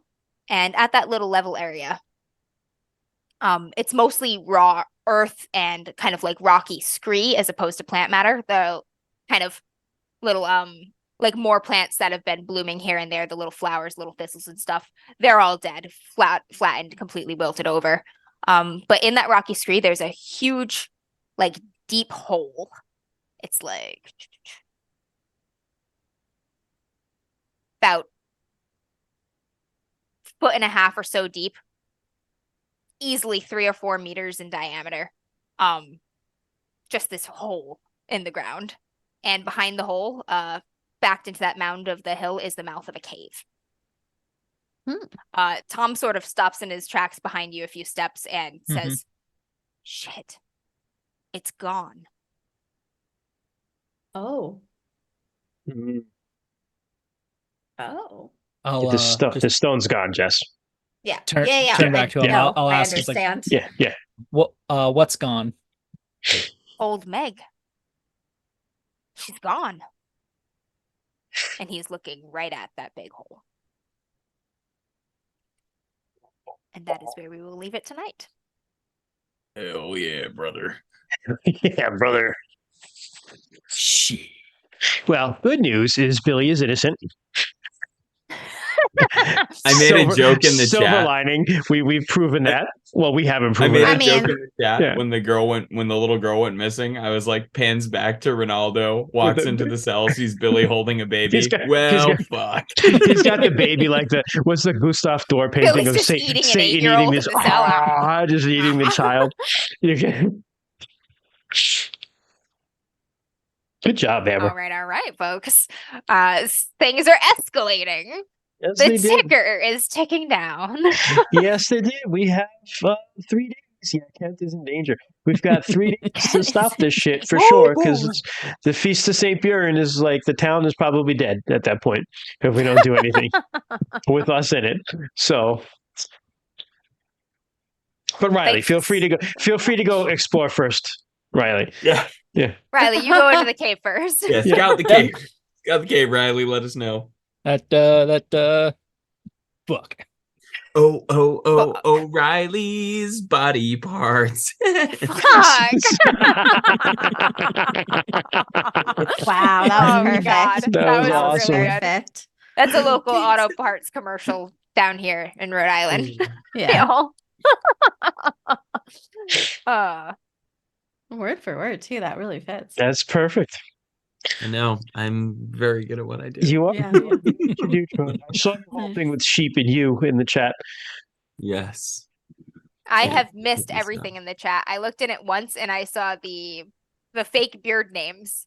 The red-breasted Oh, I'm taint talking gobbler. about Oh, the, that was And no, then that I was Twitch quit chat. and didn't look back. yeah, that was probably good. That was a good idea. That's what I always used to do in RuneQuest because I was like, it is better that is I'm don't just know. scrolling up and I Yep. just, as scrolling, foreskins is the only word that jumped out at me. Oh, What that has was been when- happening while I have been gone? That was when the hunter, when you said Tom walked into the thing, into the inn with a sack, with like a bloody sack. And I was just like, here's your foreskins. Just dumps them on the counter. Jesus. Oh, shit. What are the chances you think Wingspan will sponsor us? Yeah. You less than never 0. know. I mean, Yeah. actually, you never know. So They you are save coming the out with years. Dragon Worm. They're coming out with Dragon Worm soon, so you never know. True. Yeah, True. true. Worm span. Worm span. Oh, yeah, that's what it is. Worm span. Yeah. Worms and Be birds. fun. Beards and worms. All right, folks. Thanks so much for So, joining us for yeah. our second session of Vaesen, Mythic Britain and Ireland. We are playing one of the adventures out of the back of that book. I will now say that the adventure's name is Old Meg because it is no longer a spoiler. Sweet. Fair. And it's really cool and really fun. And the players have already derailed it in several ways. So I'm Wait, interested to really? see where this is Really? going to go. Oh yeah. Really? I feel like I thought we were still Yeah, on, you're just but the very first derail you Focused. did was by going to Annonsbury and beginning your investigation there when you were supposed to begin your investigation in Brancombe that night. Like, you're like, fuck Brancombe that night. Annensbury. Oh, people I'm always do that, though. okay. Yeah, like every Wow. investigative role playing game I've ever ran, like people always like go exactly like way out of line of like what you expect them to do. It's just the way. Yep, we're doing good. I'm pivoting where Yeah, needed to nice. pivot and stuff. Couple Nice. characters are doing a little bit different roles here, but we're on track. Gotcha. Things are heating up, and we'll Gotcha. see if our brave and intelligent investigators can thwart a terrible catastrophe, or if they will merely be witness to it. Dun dun dun. Or be part of it. Or die. Or be part of it. That's true. And then we'll be out next time with new characters. Hey. Hey. All right. So I guess I'll do the thing. Thanks for watching us. You can find us on all our social medias as DMs After Dark. We're pretty much everywhere: Twitter, Facebook, Instagram, Blue Sky, because we're cool. Although now they just let anyone in. So we're in all those places. You can reach out to us if you want at dmsafterdark@gmail.com and let us know what we think of us, how we're doing, that sort of stuff. Yeah, I mean, that's all we have. Be Please sure to let me know all the ways we got food and accents. Yeah, and please. everything Like one of the wrong. funny things, the best thing about playing Vaesen so far is just the British people reaching out and being like, "I can't believe you put marmalade on a scone. I can't believe you ate a scone for breakfast." Don't stop So, for like, breakfast. please Yeah, let that's us know great. I all the truly things we're enjoy getting those. I wrong feel like I am because actually it is learning something. hysterical. Too and late I'm to also apply like, it, but learning nonetheless. yeah, that's right. I love hearing that stuff. So please let us know. It's really awesome. And yeah, this will be up on YouTube by Monday the latest. If you happen to want to catch the rest of it, although if you're here, that probably doesn't matter. But I said it anyway. If you're hearing this live, you don't need the Monday Doesn't matter. YouTube. And if you're watching it on YouTube, it's too late. It's already there. But either way, it'll be there. When we do a thing, if you miss it, it will always be on YouTube by Monday the latest. So, in case you didn't know this time, you'll know next time. It'll also be in podcast form the next Friday. Be sure to check out Rainy's podcast, Rainy Plays Games. That'll drop on Tuesday. I think he's doing Iron Sworn again on Tuesday, an episode rather than one of his other things. But either way, whatever it'll be really good. We've got some really cool stuff coming up that we've scheduled to do. That'll be a surprise when it comes out recently. Yes. And yeah, so that's it. That's all we have until next If you're time. looking for a new RPG to check out, please check out some Free League RPGs. They've been super awesome to Yeah, us, letting us Free use League their has art been and sending us PDFs of unbelievably not phenomenal. only the game that we're actually playing, but all their other games too, which they're all awesome and very, very neat. So show them some love. Maybe drop a few bucks, pick up one of their amazing products, and have some fun with it. Yeah, Absolutely. I've been looking through Forgotten Lands again, and it's like really, really cool. Really cool. Yes, I have plans for Forgotten Land. Yeah, Nice, it looks nice. really, really good.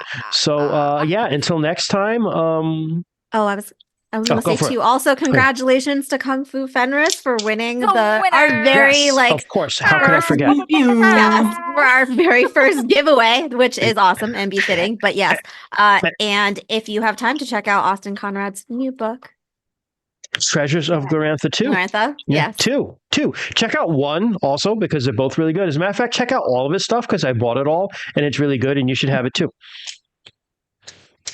Hells yeah. No, Until next time, inside a mob. Yeah. And also Inside thank you, my Austin, head. before we say that. Thank you, Austin, for the giveaway. It was really cool of you. Yeah, until next time, Insight a Mob. All right. Good Thanks, night, guys. everyone. See ya. Good night.